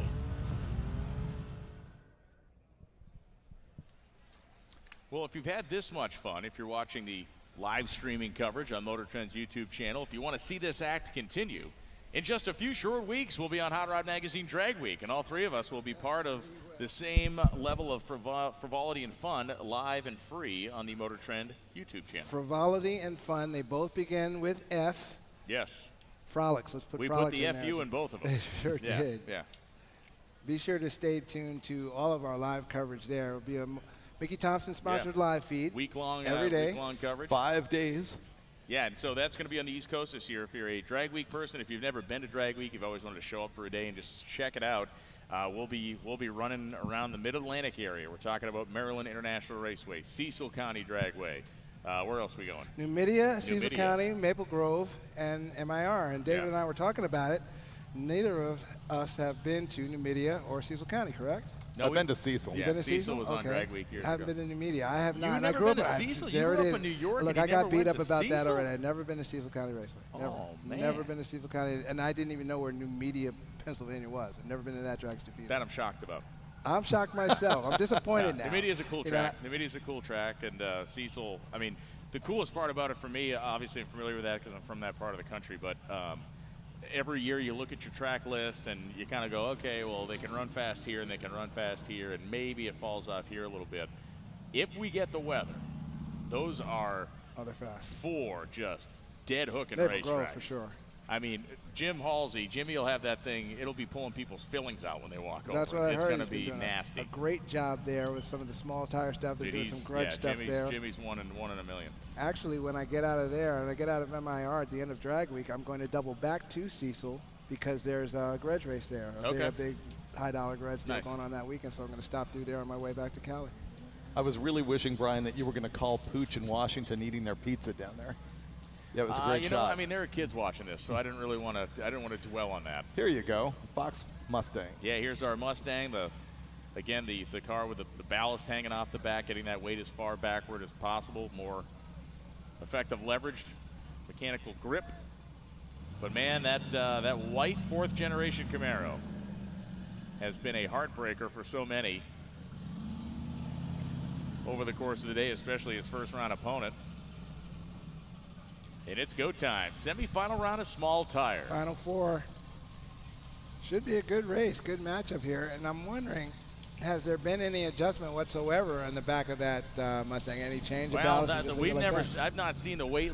The same weight bars are in it now. At least they were to the last run that we saw in the morning. And both you and I had the same response. We saw like this thing's gonna pull a monster wheelie.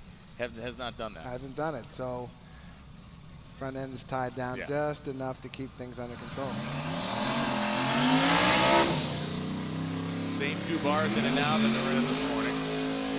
What's really cool there is here's the part where you're definitely doing the same thing every lap. That burnout was just like the last lap. Yeah, that's repetition. Be interested to see the cloud cover that's kind of rolling through here if it thickens up before the final round, if it picks anybody up. I mean, with the radial tire that these guys run, less risk, of course, of the track kind of getting too tight for you. It's going to like it as tight as possible.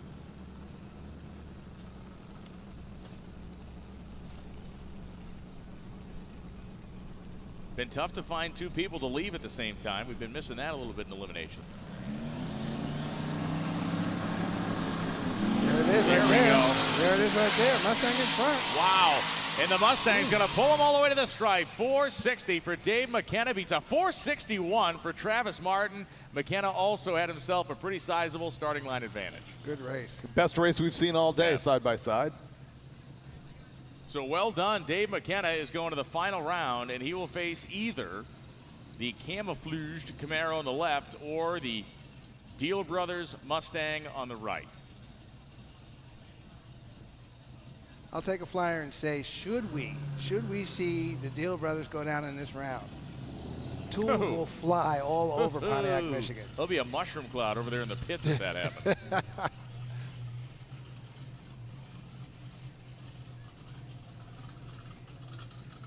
These are 2 440 cars. Just I mean, tough. these are the class of the field. This is tough.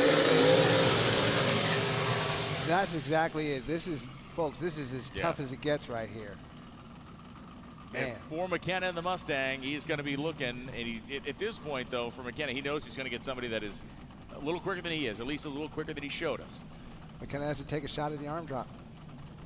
And he's also a savvy, smart racer. If he's a guy that runs a lot of no prep, no time stuff, he knows he's playing his cards the right way. What a race. It's going to be a good race. Man, this is good. You want to see this race at 3 o'clock in the morning. Very high level competition on a very good racetrack. Got it. Oh, huge Got move. Huge move for Callow. And Callow goes across. A 60 beats a 46. It's a whole shot win for Jeff Callow. Anything can happen in Jeff a drag Callow, 4.601 beats a 4.46.1. Wow. Deal Brothers next year is another time to try.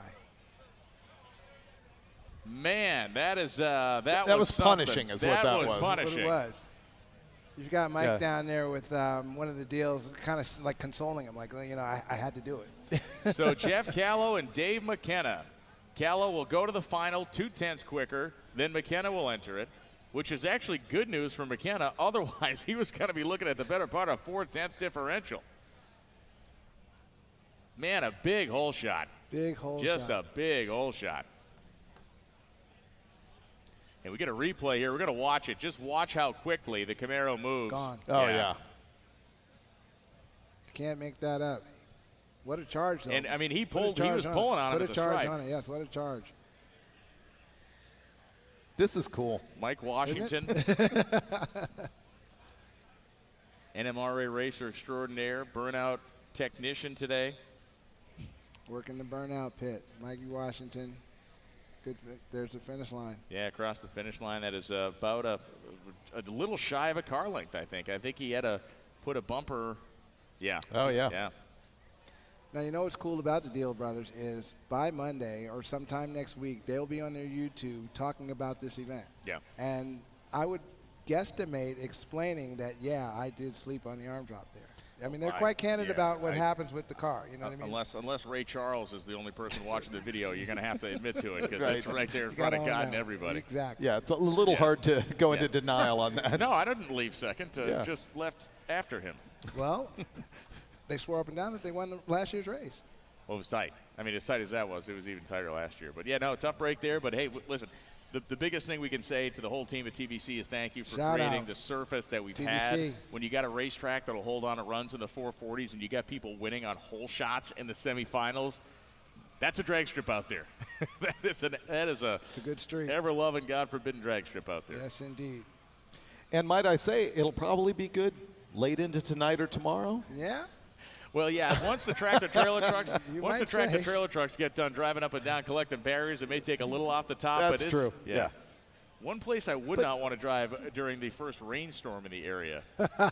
It's right here. Yeah, it's going to look like those skating elephants in Fantasia. Yeah. I've doubled back here or back up in the M1 area after Roadkill Nights, like before getting down to the airport and stuff. And it's impressive Sporty? looking. It's impressive looking and an impressive feeling for sure. You notice that all the rubber went away in the 2 years since we've been here. Yeah. Yeah, you couldn't see it. If you looked at the Pontiac Silverdome after we did Roadkill Nights there the very first year, nothing ever drove over it. And so you could see it from space preserved. for years Yeah. until they tore the place down. Yeah, you put a couple 100,000 cars a week over the stuff, I guess it's going to wear it off pretty quick. Pontiac, Michigan, are you having a good time? Let's hear it. Woo. Roadkill Nights. MotorTrend presents Roadkill Nights powered by Dodge. This is the 10th anniversary of this event. Look who made it. Hey there. The Turks have arrived. The Turks are here. Good to see you. So final round action will be coming up here in a few minutes. I think we're going to run the finals as they are ready. So we already have our finalists in the Grudge race over there. That's going to be the first final. I believe that will run. Mergen Evans versus the Hooligan Brothers. Small tire racers will have just a moment to get their stuff cooled off before they come back up again. Big tire should be ready to go. Big tire should be on the way up in just a couple of minutes.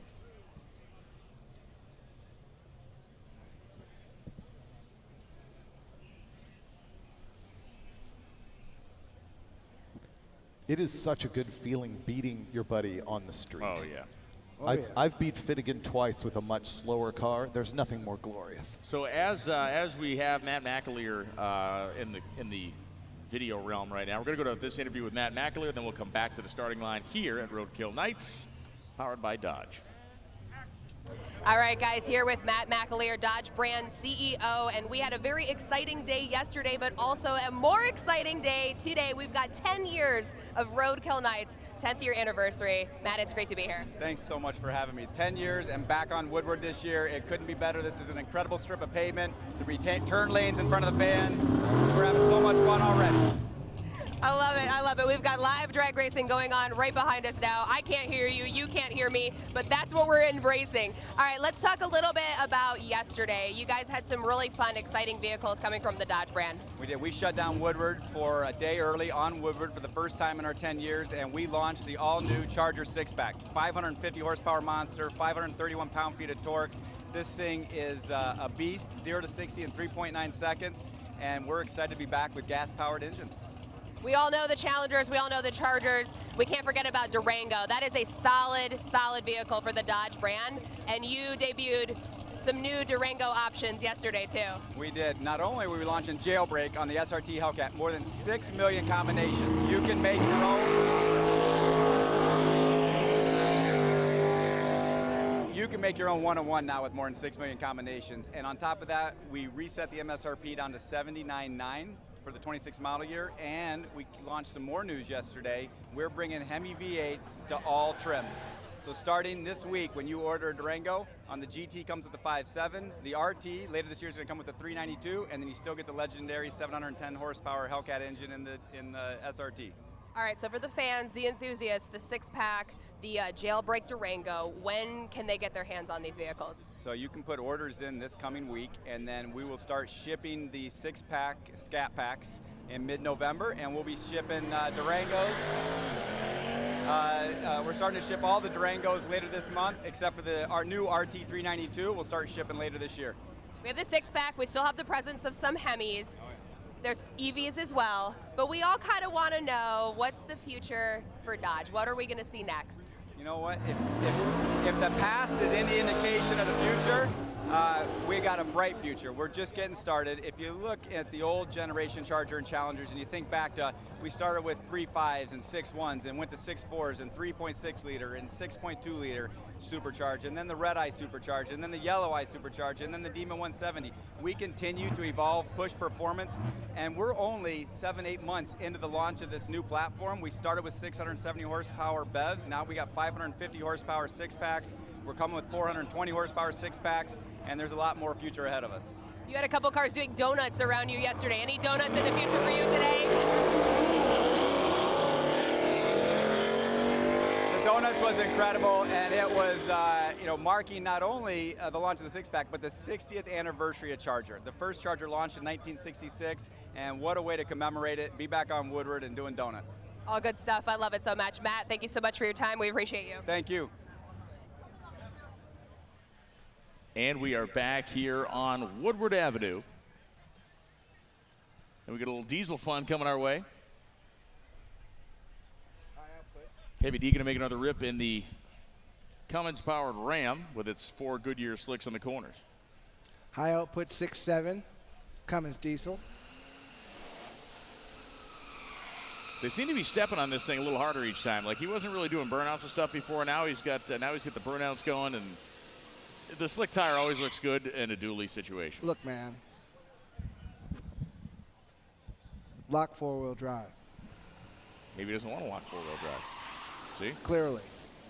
Maybe he wants to keep the transfer case. Lock 4-wheel drive to go for a ride. It's moving, though. Yeah, 748.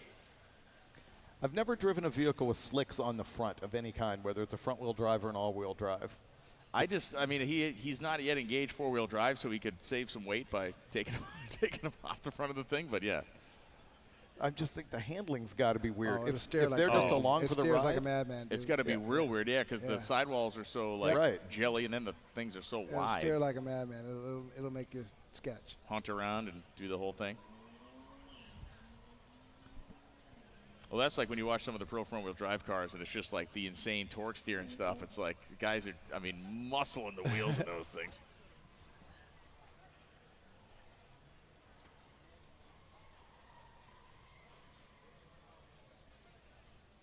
So 10 years here of Roadkill Nights. We've talked about it so often. I think one of the amazing things about this event is, yes, there has been some weather occasionally over time, but this thing's never washed out. No, it never has completely. When last time we were here, we had a freak rainstorm and then dried it out and ran. That's what KJ was saying earlier. Yeah, that was really good. It looked like the way it rained. It looked like that the event might really be in jeopardy. But yeah, it passed out and people just kind of hung around. We had one a few years ago where we sent the final of Big Tire down, and we're doing. Before they even made the turn, it had started pouring. Like we escaped the doom. Yeah, it dried up, and they ran a great event and closed the night with Ice Cube. You know, we began the very first Roadkill Nights before we got into the actual competition between us and Gas Monkey, with a guy going off the end of the track and into the hay bales and into the water barriers. Really? Yeah. What type of car do you remember? Yes, I do. Like the very first run? No, it was part of the test and tune session. Oh, yeah. Okay. It was the Nitro Coupe. Oh, Brian Coleman? Yes. Yikes. Wow. That car also, remember, had that crazy thing where it crashed into the center wall. Hit the A-board at a racetrack, too. It was a 32. We're talking about, it was Model A, right? It was a Model A with a... No, it's a Plymouth. Oh, the Plymouth, right. It was a Plymouth-bodied coupe, 1930s Plymouth, with a 392 Hemi in it that the guy would actually drive in the street on gasoline and then put a pretty stiff load of nitro. Oh, and took it to drag week doing that. Yeah. Yeah. Yeah, Brian Coleman, who actually who owned the Mr. Norm's or the Bell Dodge car, the ultra wheelbase car. Speaking of that type of thing, the X-Trend car that's over here, the Charger, is in fact the trip one to that went to England. Yeah. The Commando Tour of 1966 or 67. Is it a 7 or is it a 6? I haven't looked that carefully, but it was the Commando Tour car. It's painted on the quarter. Well, and Al X-Trand was one of these guys. Had to have been a cool guy because obviously he's a corporate lawyer for Chrysler and he becomes a drag racer. Which is why he's the lawman. Well, and then he becomes a corporate lawyer for Ford and manages to pull the same trick over there. He ran cars for both companies over the course of time. So send my car. Yeah. And he was the lawyer for Oh, I forgot there was a big case that you and I have talked about that he got involved in. Oh, no, you're right. I forgot about this, too. But, yeah, it was a significant, like a real deal high-profile lawsuit. Al Ekstrand, the lawman. Cool car. One of the coolest things about 66, 67 Chargers is the pass-through console to the back and the rear buckets. It really, is pretty really neat. a cool deal there. We're looking at people here in the grandstands. Having a lot of good brotherly time. love going on right there. Smiles. That's what I'm talking about. Having a good time, smiles, enjoying the drags, hopefully enjoying everything that's been included. This guy's got his Baja 500 shirt on. With an SS Camaro on it? Yeah, it's kind of strange. Mixed metaphors. Yeah. Hey, but you know what? What was the class that they ran passenger cars in at Baja? I forget what it is, but I love the thing to death. It was the guy with the Edsel. No, it would have been a number like class. Okay. You know, class 11 is Volkswagens. Yeah. I forget what the class was for stock passenger cars, but it's what 55 Chevys. They ran AMC's. Jim Garner's Oldsmobiles in there. Yep. Well, and his AMCs before AMC, that. yeah, which he is had the AMCs. Yeah. Bob Bondurant drove one of his AMCs. Yeah. Walker Evans drove one of his AMCs. Look at that. Less talk, more burnout. Hey, let's listen, talk more burnouts. We are with you, buddy. Trust me. We're dying up here, pal. Trust me. I'm gonna build. Okay? I'm gonna build a car and get it out there first. What do you have? Do you have like solar panels on that hat there? Looking the wrong way, folks. Track operations, you heard the people. The people have spoken. Less talk, more burnouts. Don't know what we're You're waiting going to see for. your finalists around the corner in a minute. I think you're going to see your Grudge finalists here any second. They are definitely cooled off and ready to go.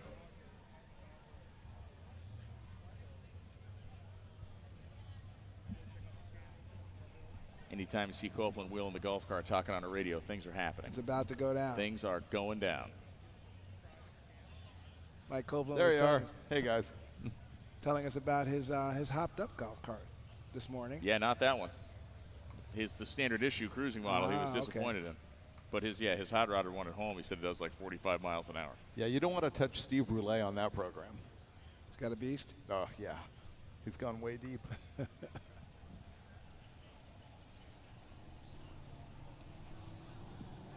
Okay. There he is, folks. Jimmer making his way up. The heir apparent one more time here at Roadkill Nights.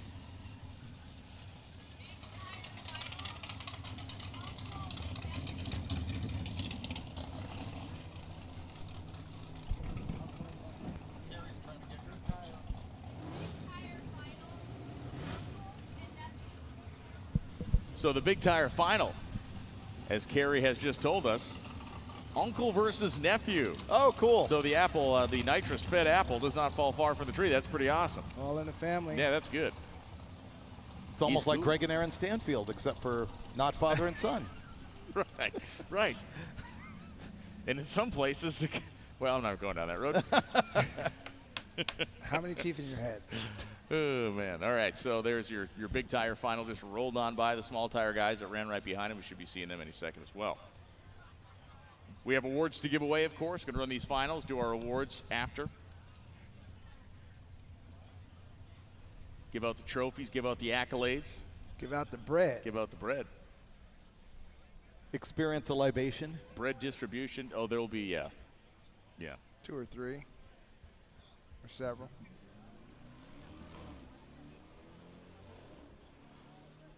Non-stop with the Dodge ride-alongs back Yeah, there. if you're ever wondering about the durability of a Hellcat Durango or an RHO pickup truck, you can, if you'd like to, accelerate it from 0 to 65 or 70 about 600 times a day, and it's not going to care. The Dodge thrill rides have been a huge part of this from the beginning, and it's really interesting to watch, actually. They go through a lot of tires on that drift pad. And have you seen that I don't know if they have it here this year, but I've seen in past years, they have it drive through about an inch of water to cool the tires after cool every down. pass. Okay. Yeah, I didn't see that, but I get it, sure.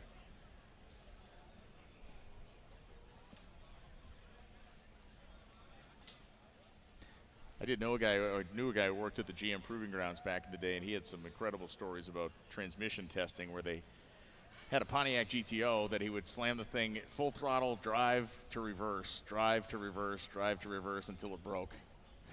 and then report back. It was just like my TV show. It was just like, yeah. Little did he know at the time. Yeah. The hooligan guys down here. Big Mike at the wheel. We talked about. Let's hooligan this guy in the car, and let's hooligan her in the Mike's truck and see some action here. Big Mike. That's what I like. Here we go. 2,400-pound car with Big Mike in it. Weighs in at what? 2,800 pounds. Yeah. Still lighter than Morgan's truck. Exactly. Morgan's truck. Yeah. But big single do stock motor. A lot of dynamics here. Look at that intake. We didn't even notice it. That was beautiful intake. How about that sheet metal intake? Thing looks good. Yeah, it does. Looks really good. Last year the presentation looked. I mean, it looked like the factory installed that engine. Do all inline sixes, like as a general rule, want that big plenum hanging off the side? Is that just like a normal? Because you look at the Hyperpack intake from the slant 6 days, you look at guys that have done other stuff with inliners. I mean, that's a pretty good sized plenum on that thing. Runner length is going to be more critical than plenum volume on that thing, in my estimation. And the slant 6 thing that you just mentioned, it doesn't have a giant plenum on it. Runner it's length. all You're right. runner length. Runner length. Yeah. It's really long. The longer the runner length, the more low end torque you're going to make. There's Callow. So everybody's in. Did Martin come by? He went by. Okay. Of course, that Ram tuning being a big part of the Ram Chargers car club that came out of Chrysler Engineering way back in 1959. The High and Mighty. Or prior to that, it was called the ugliest car in drag racing history. As well as the Ramrod. The Ramrod. It was the Ramrod before the High and Mighty.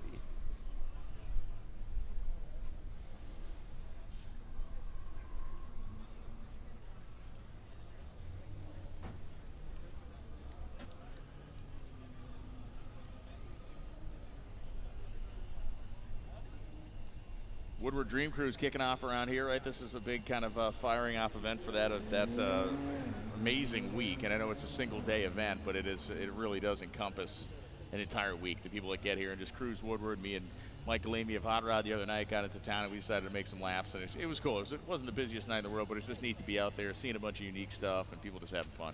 Local law enforcement advises me that the bedlam begins sometime later tonight. That's when it gets hot and heavy? Yeah.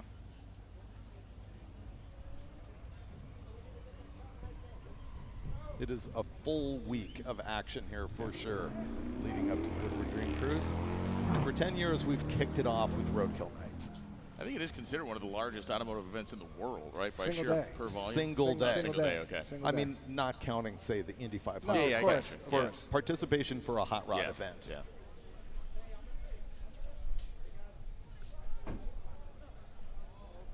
And probably over the largest piece of real estate. Yeah. Yeah, by square mile, sure. The actual turn for the Woodward Loop is further that way, further north. Yep. So they'll be cruising over our drag strip? They call it wide track. It's coming a big back this way. Wide sweep of a left turn and comes back around this way. Wide track. Pontiac. Yep, Pontiac wide track. Yep. Never mind that the track width was identical to every GM car that year. But it sounded good. Yeah.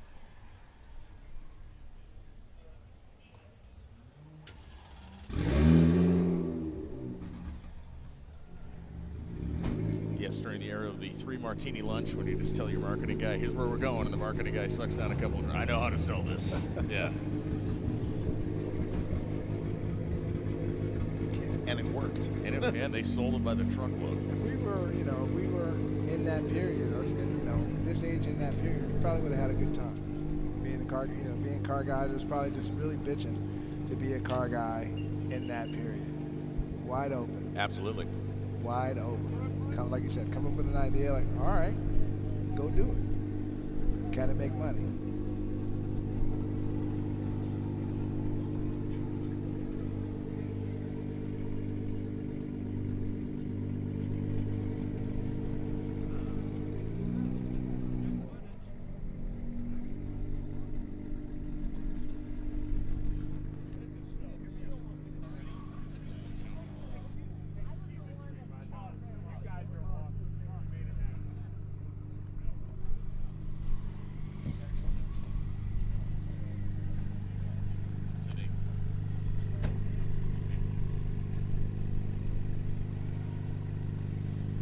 All right, our final round of the Grudge race is upon us. We're going to see a back-to-back winner. Have we ever seen a back-to-back winner in this contest?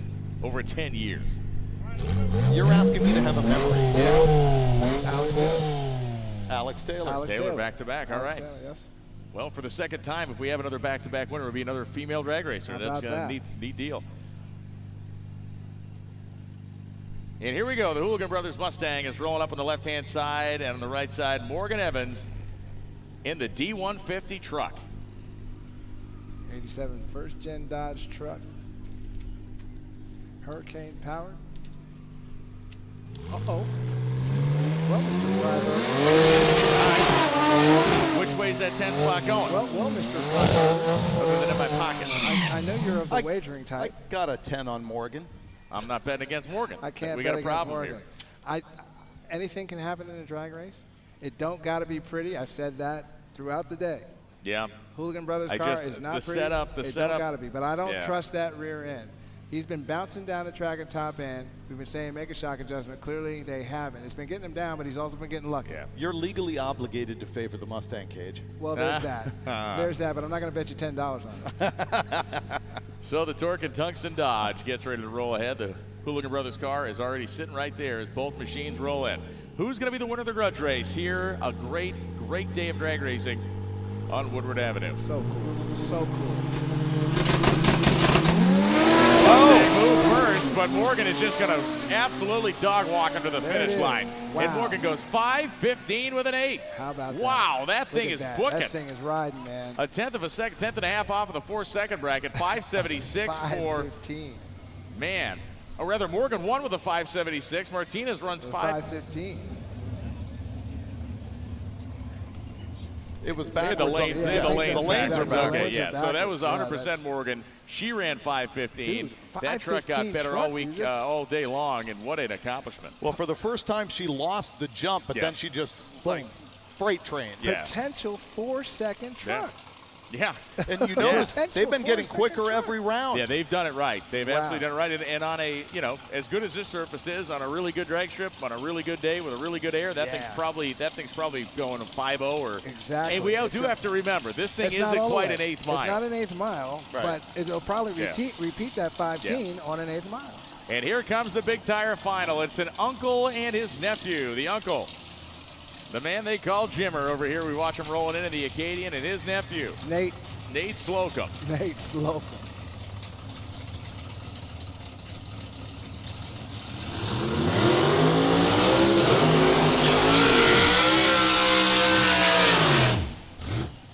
Little motivation for the young guy to try to put one on the old man here. And as much motivation for the old man not to let the young guy do it to him. Not to let him do it.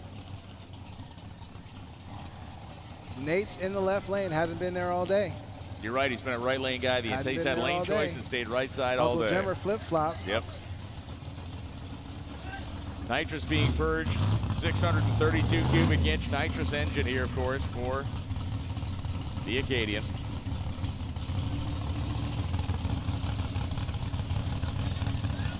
And Slocum, another of the big block variety.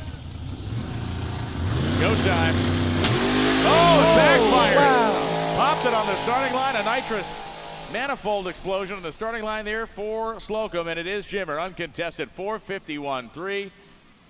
The motor sneezed when he stepped on the gas. Looked like Darrell Alderman's car. I was going to say, he just straight up Alderman this thing. Yeah, it wasn't a full-on explosion. It was a poof. Poof. Yep. Yeah. So a tough break there for Slocum, but a 451 for Jimmer Klein, once again getting the job done here at Roadkill Nights. A guy who just is so fearsome on whichever section of this public roadway we put him on.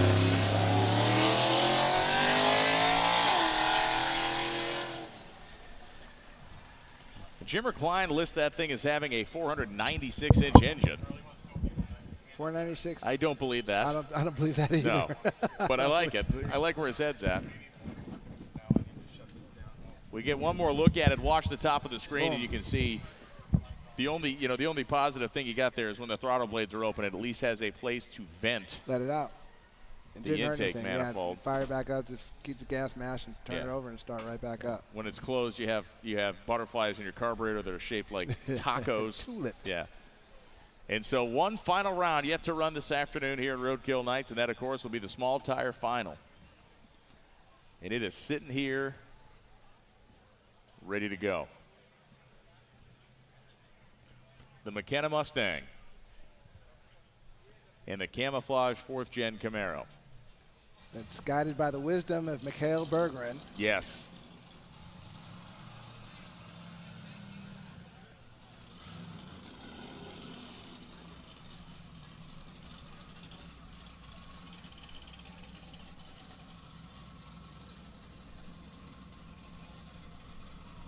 Last final round, folks.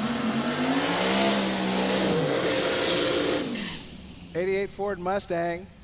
Dave McKenna in the right lane. 99 Chevy Camaro, Jeff Callow in the left lane. Mustang versus Camaro, Ryan. That's the way it's supposed to go. Cars like this, guys like this are competing at this level. The reason you don't have to worry about the sport of drag racing. A lot of young, motivated people in this sport building cool stuff with their own 2 hands, being innovative, and it's the final round of small tire here locked in.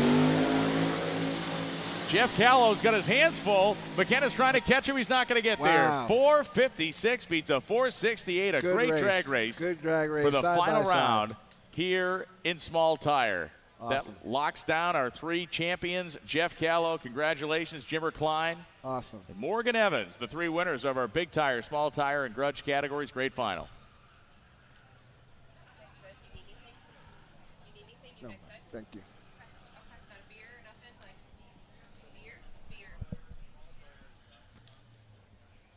There's the reaction on the starting line as the 2 cars went down. Mike Washington, mouth agape as usual, watching the final round. He was stunned. Like I tuned it up a little bit, and I just made it a little bit spicy. He is a bad, bad man. He certainly is. Borgren is a bad, bad man. Brilliant. It's going to be fun to watch him out with his new car. We will have our championship trophy presentation, check presentation on the racetrack here in just a moment. Freiberger and Finnegan are the official presenters of those honors.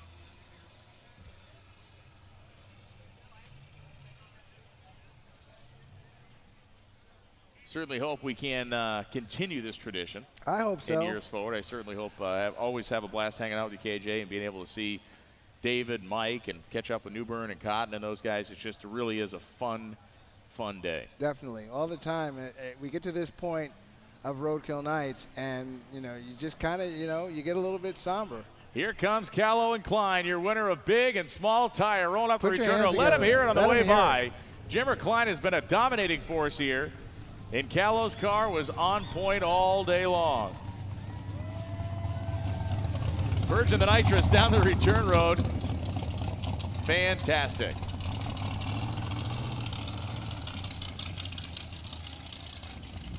Jeff Callow with the camo Camaro.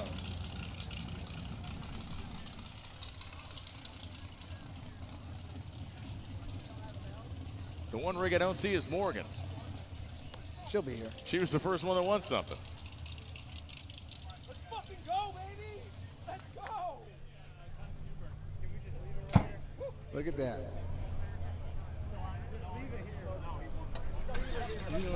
No, it's the trigger transport button. Saw that at PRI. Did you see that? Yes, it's very cool. Really cool deal. Yeah, and it's an interesting, especially in this style of racing and any kind, you're really going to try to cut a light. It's a unique thing that people are continuing to develop ideas like, oh no, it's better than a thumb button, it's better than this. It's like, it is a very cool thing that people are still trying to be quicker reacting in their race cars.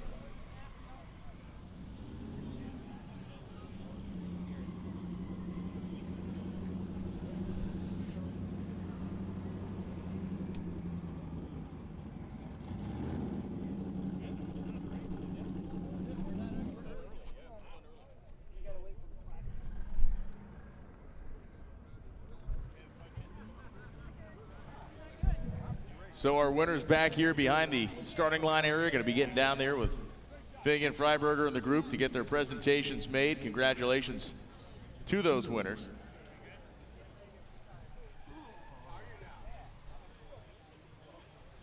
I do not know if they will have a microphone down there. We'll find out. I bet they do. It should be called Jimmer Meatball Way. And I see one of the Jeeps down there, or is that the Durango? but all-wheel drive nonetheless. And I'm Is wondering if that might be the quickest Jeep? Mopar. I'm guessing that's a go. The quickest, yeah, it could be the quickest Mopar. Small tire, yeah. big tire Mopar. Yep.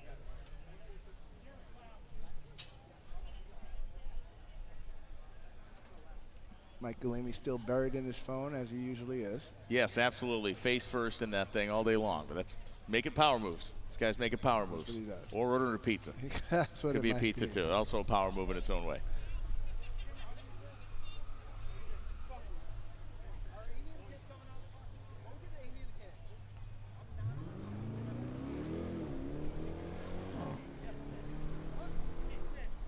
So if you're hitting the dusty trail home, we certainly appreciate you with all that we can for being a part of the MotorTrend Presents Roadkill Nights powered by Dodge.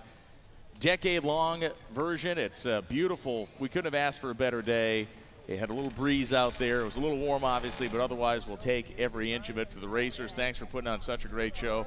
KJ, think about this. We had maybe, 2.5 minutes of downtime for a fuel spill, but we had no oil. We had no crashes. We had nobody doing anything kind of too wacky and hair-raising. You can't ask for a much better day in terms of action on a drag strip than what we had today. We've been around a lot of drag races for a lot of years, and you're right, Brian. It was a clean event. Yes. Clean event in all levels. So congratulations to all the winners. Congratulations and thank you to all of the fans that came and showed up for this, and hopefully heeded my advice and stayed hydrated. We haven't any incidents in the crowd as well. Just a really, really good day. Everyone travel safely getting home, but this has been awesome. Again, I get kind of sad when it's over. Yeah, right. And can't wait to get back here next year. Here's Jimmer Klein, your winner in Big Tire once again. Amazing job there. Be catching up with Freiberger and Finnegan here in just a couple of minutes.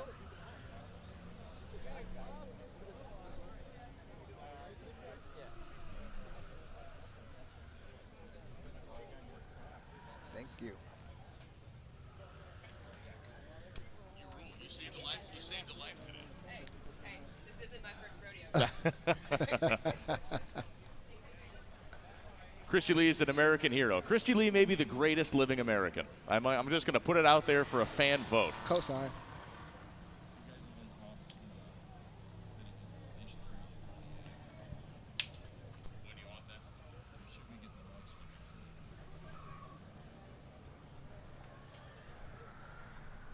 So, Cage, what's next in the world of Hot Rod? What's next in the world of the big other? We talked about Drag Week, but in terms of content, anything exciting you guys are working on, people need to pay attention to on .com.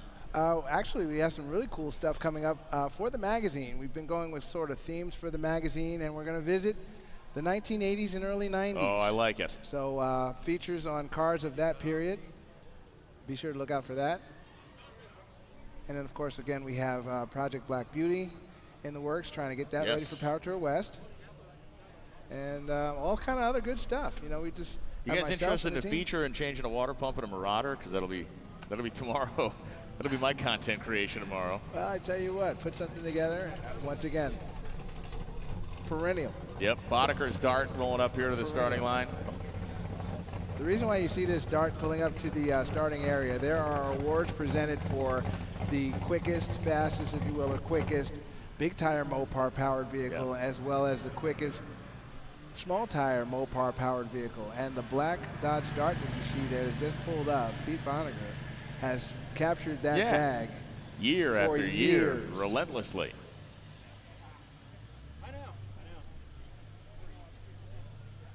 But yeah, Brian, we have some cool stuff going on. You can talk to Mike. I mean, you know, in this age of content and digital content and having to feed the beast all the time.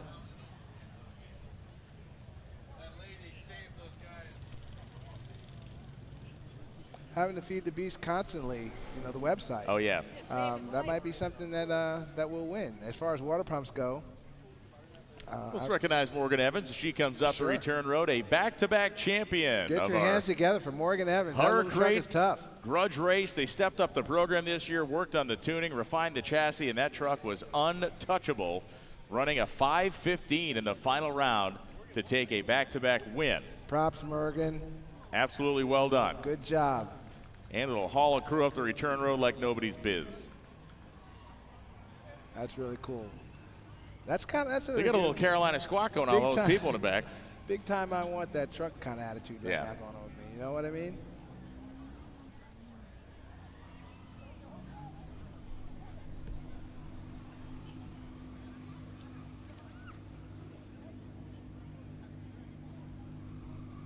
Brian, I'd say race of the day on the direct connection grudge match side of it would be Morgan against John O'Malley.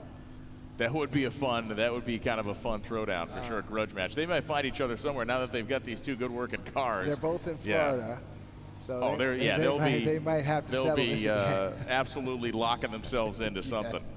But look, it also proves that stuff on the drag strip doesn't have to be 11,000 horsepower to be fun to watch. I mean, you 100%. watch these low 5-second, mid 4-second cars out here. 100%. It is a show. Yep. Anything can happen in a drag race, man.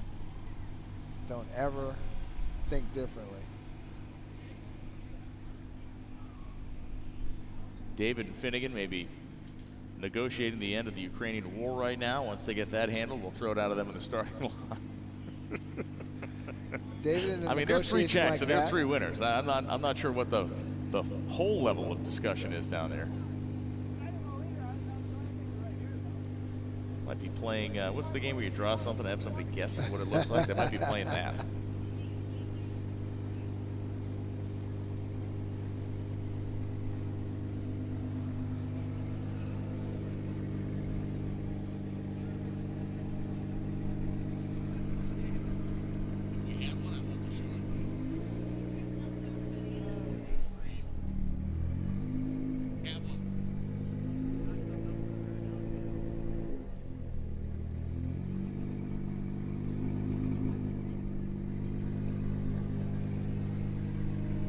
And so Morgan back in her truck into place.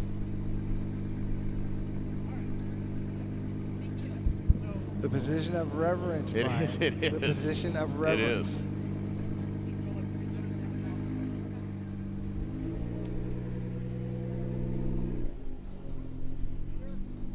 Cool to see racers pulling out of the pits. They'll be headed back to their homes or hotels to load up, make the trip back to whence they came tomorrow. And that's at any drag race. That feeling It is. at the end of the day. It is. You know Yes, what I mean? watching those rigs slowly pull out. Move out and head for the freeway. Or like you said, maybe a hotel, get some sleep, and then head for the freeway at 3 in the morning and get on to where you have to go. But There's always Twizzlers. Me and my pop ate Twizzlers on the way home from the that racetrack. right? When we were racing when I was a kid, it was he always had a bag of Twizzlers. So good, bad, or otherwise. Sometimes we ate the Twizzlers and didn't speak for the whole ride. Sometimes we went a couple of rounds and chatted it up and had a good time for ourselves. Having your day in the sun, man. This is having your day in the sun.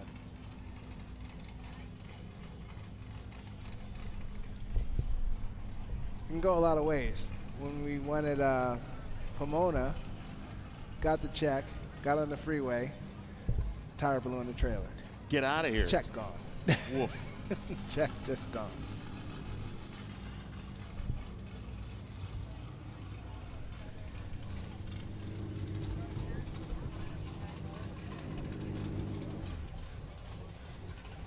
By crude math, Pete's probably taken home about $15,000.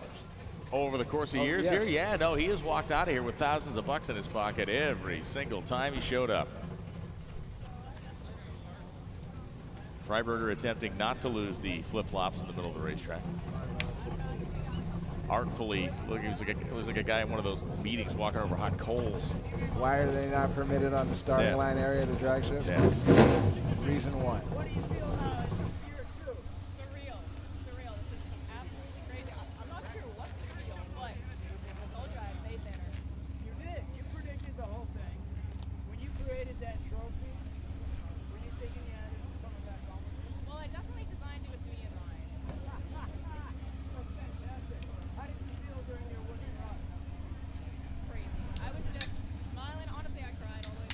So we got our nice shot down there, the Woodward Ave sign. Morgan's holding court with the media, giving some quotes, giving some interviews.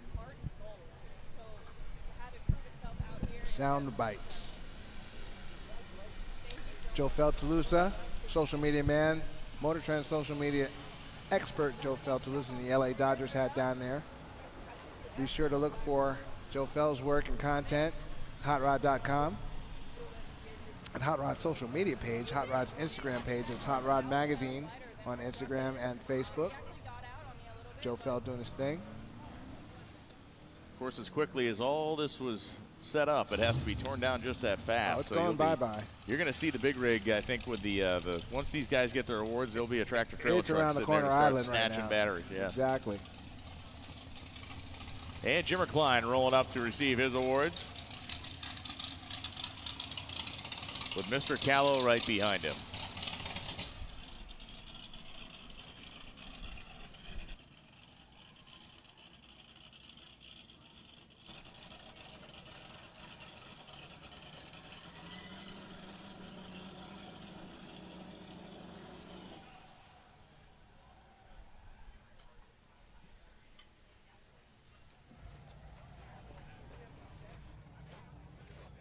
Steeler tires squealing in the background. So the thrill rides are going on for a while. I believe they're going on until 7:30 tonight. If we look at our schedule, the thrill rides will go until 8 p.m. tonight. So if you've not had a chance to take one of the thrill rides, get back there and do so. There's no time like the present.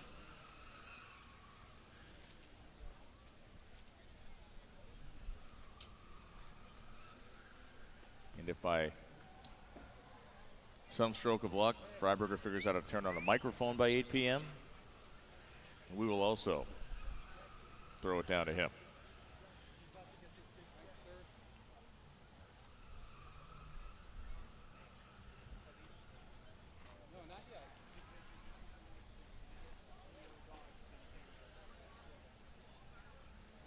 In NHRA racing, sportsman racing. Yep. And cars that do exceedingly well. Yep. How often, as far as you know, how often do those owners of those cars get approached after like a great performance? Like, look, I need this car.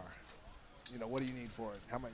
I think it's different. It's different. Right I mean, these things are. Oh yeah, that truck. I would own that thing in a flipping heartbeat. I'm in that space. I think the big difference is that if you got a good stock eliminator car, you're not taking it down the street. Like the beauty of that thing is you can hop in and hit the key and run low fives and also cruise down the highway with but it. I'm really just speaking from vehicle to vehicle, vehicle for vehicle, not necessarily a stock eliminator. Any race car, if it does well, and a guy or lady, whoever, a person who has that kind of bread, it's like, man, I want it. What do you? It definitely happens. For it? It definitely happens. Oh, that give me your number. Exactly. And it's funny because you always hear the story of the 1 out of 100 times when the person actually means it, and the guy gives them a number, and they're like, okay, I'll wire the money tomorrow. And I guess I just sold my car. I sold my car. That's just it. And after this repeat win in the direct connection grudge match, I can see Morgan's truck being one of those like, look, I need this thing. I got to have it. How much you want for it?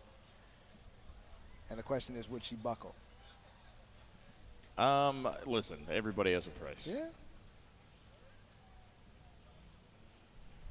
I don't think I could sell out. I'd have to hold on. Well, especially now that you've won the thing, won races back-to-back years, and certainly I'm sure it's been a great content driver for their channel and absolutely. all the stuff that they've been able to do with it. 100%. Great truck. And you can get in and go to the store. I mean, just cruise it. Yes. Such a cool vehicle. To me, it's the single neatest testimonial to the Hurricane engine. That truck, not the fact that how well it was installed, how well it fits, how well it runs. It really does. It checks all the boxes. People say, what would you do that for? What would you use that engine for? It's like, well, that.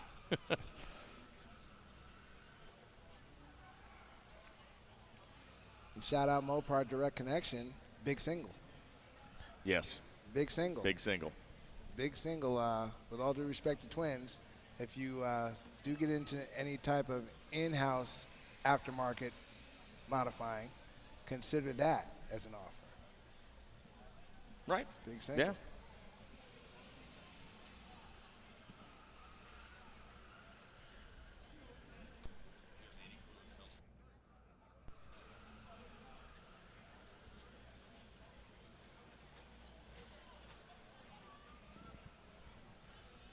As Christy Lee talked about, too, there's such unique nature of this event where it is a, of course, powered by Dodge event, but all are welcome, and that's what the winner's circle reflects. You see exactly what you kind of want to see at a Dodge event, right? You see some successful Dodge and Mopar vehicles, but you also see that interspersement of other parts of hot rodding, other approaches, other makes, other models.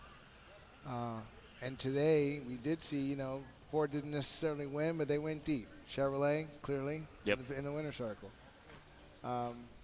when you look back on history, that's what it was all about back in the 60s. Muscle car wars. That's what, you know, win on Sunday, race on Sunday, win on Monday. Validate your product. But also come down here to Woodward on any night and win. Get a little piece of that, too. Exactly.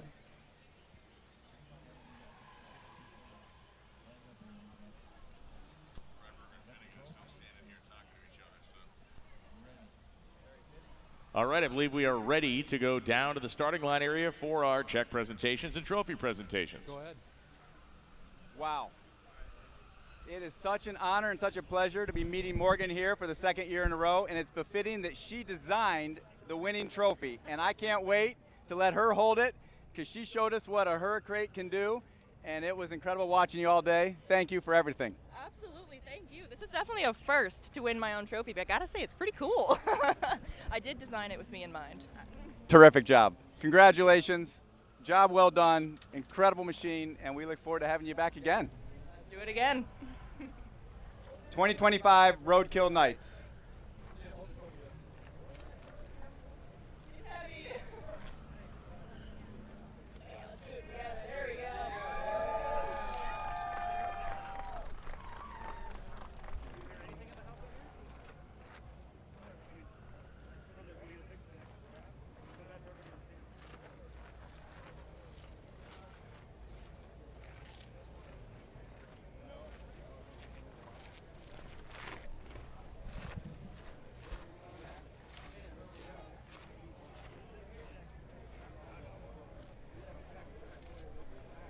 Good? Oh, wow. Fantastic. Nice job. Oh, wow. That is incredible. Sticking to this pavement. I know, me too. I'm losing my shoes. All right. Thank you for having me back. You got it? Yeah, I got it. All right. See that trophy, Mom? Strap it in? Oh, yeah. Put a seatbelt on this thing. Yeah.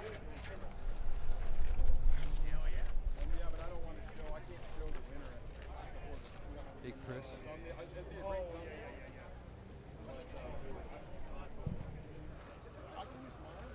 Pretty fantastic to win your own trophy.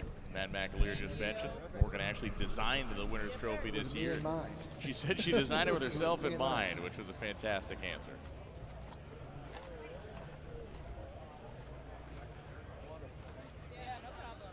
Very cool. Back to back. The big Cummins slug at the top there. Cummins piston. Yes.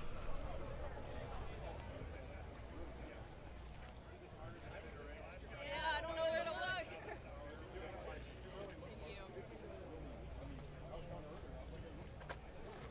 Yeah, lots of great parts in there. The camshafts and wrench being cut up and welded in there. Beautiful piece. Definitely. Planetary gear in the bottom.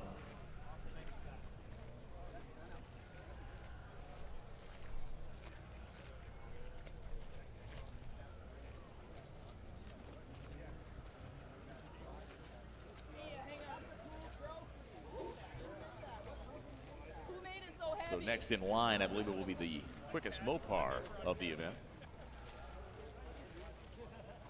Morgan's got to get in the weight room, man. Yeah, she's dying down there with that thing. I don't know if I'll get it all the way up, but I'll try for you. I'll use both hands. Ready? Tell them to pitch down here.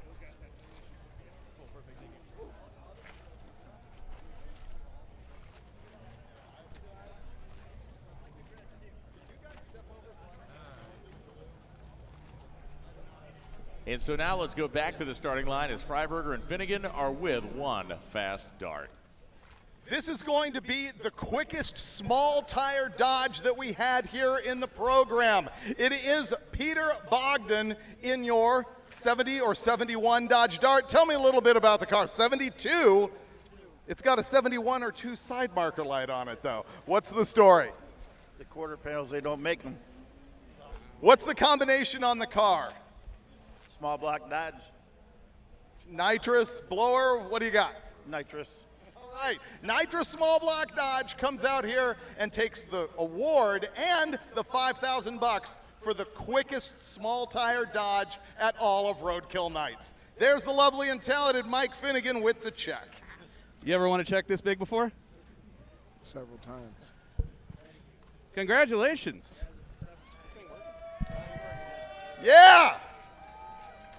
All right, let's move on to the quickest big tire Dodge, which happens to be a Jeep.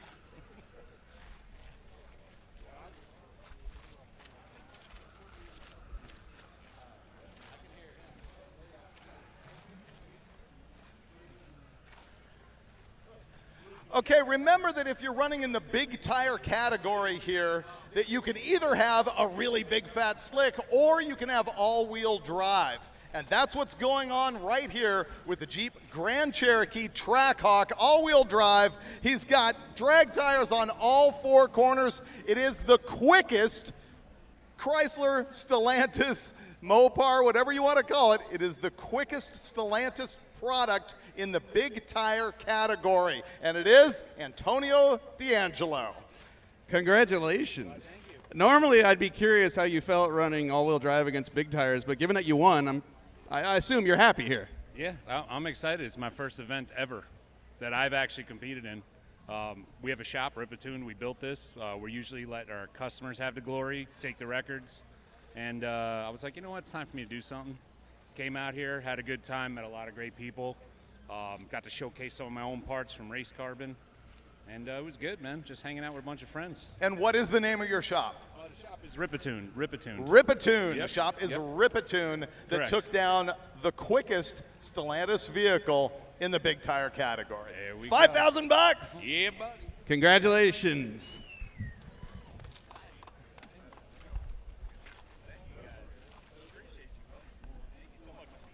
Yeah, me too. Yeah, if anybody's familiar with my shtick here from the Roadkill show, you know I always wear sandals, and I am sticking to the track here. It's pretty miserable. All right, now we are going on to the big tire winner. The whole shebang, the whole shootout. How many times have you won this thing? It's a 6 now. Number 6. Number 6 for Jimmer Klein. Thank you, I appreciate it. All right, you appreciate it, and you're going to get $5,000 for your trouble. 6 times he has dominated this thing. He What feels will like you do with Happy the money? Gilmore. That's all I want to know is what are you going to do with the money? This is 6 times now. Are you investing it? Are you spending it in the car, strip club? What are you doing? For vacation, probably, and then throw the rest into the car. He's sending his wife to Disneyland. That's what he said. Put All your right. hands together for our winner in big tire. Right on.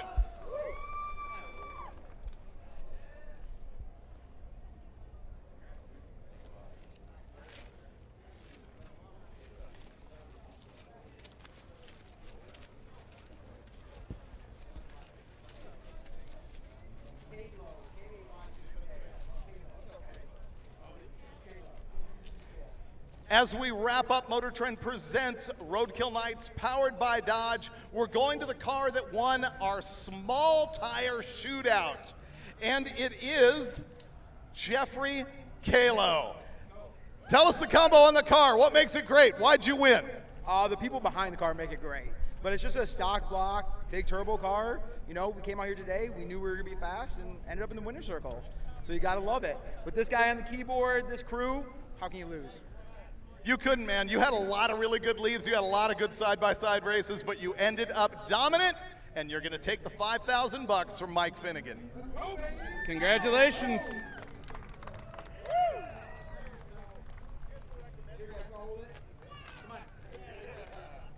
Perfect. Get the kids. They're going to need that money for college. Daddy's got a race car. They ain't going to college.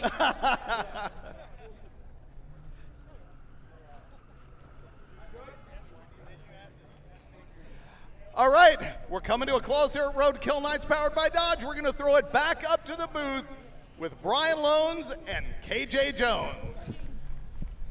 Thank you very much, David. A great way to honor our champions, our winners here, to close out this 10th running of Roadkill Nights, powered by Dodge. What a great day. Let's wrap it up. Awesome day, man. I've been talking all day, and I'm Yes. kind of speechless. It really was fantastic to see so many cool cars go down this street. Wrap your head around what this street is. Wrap your head around what car culture is.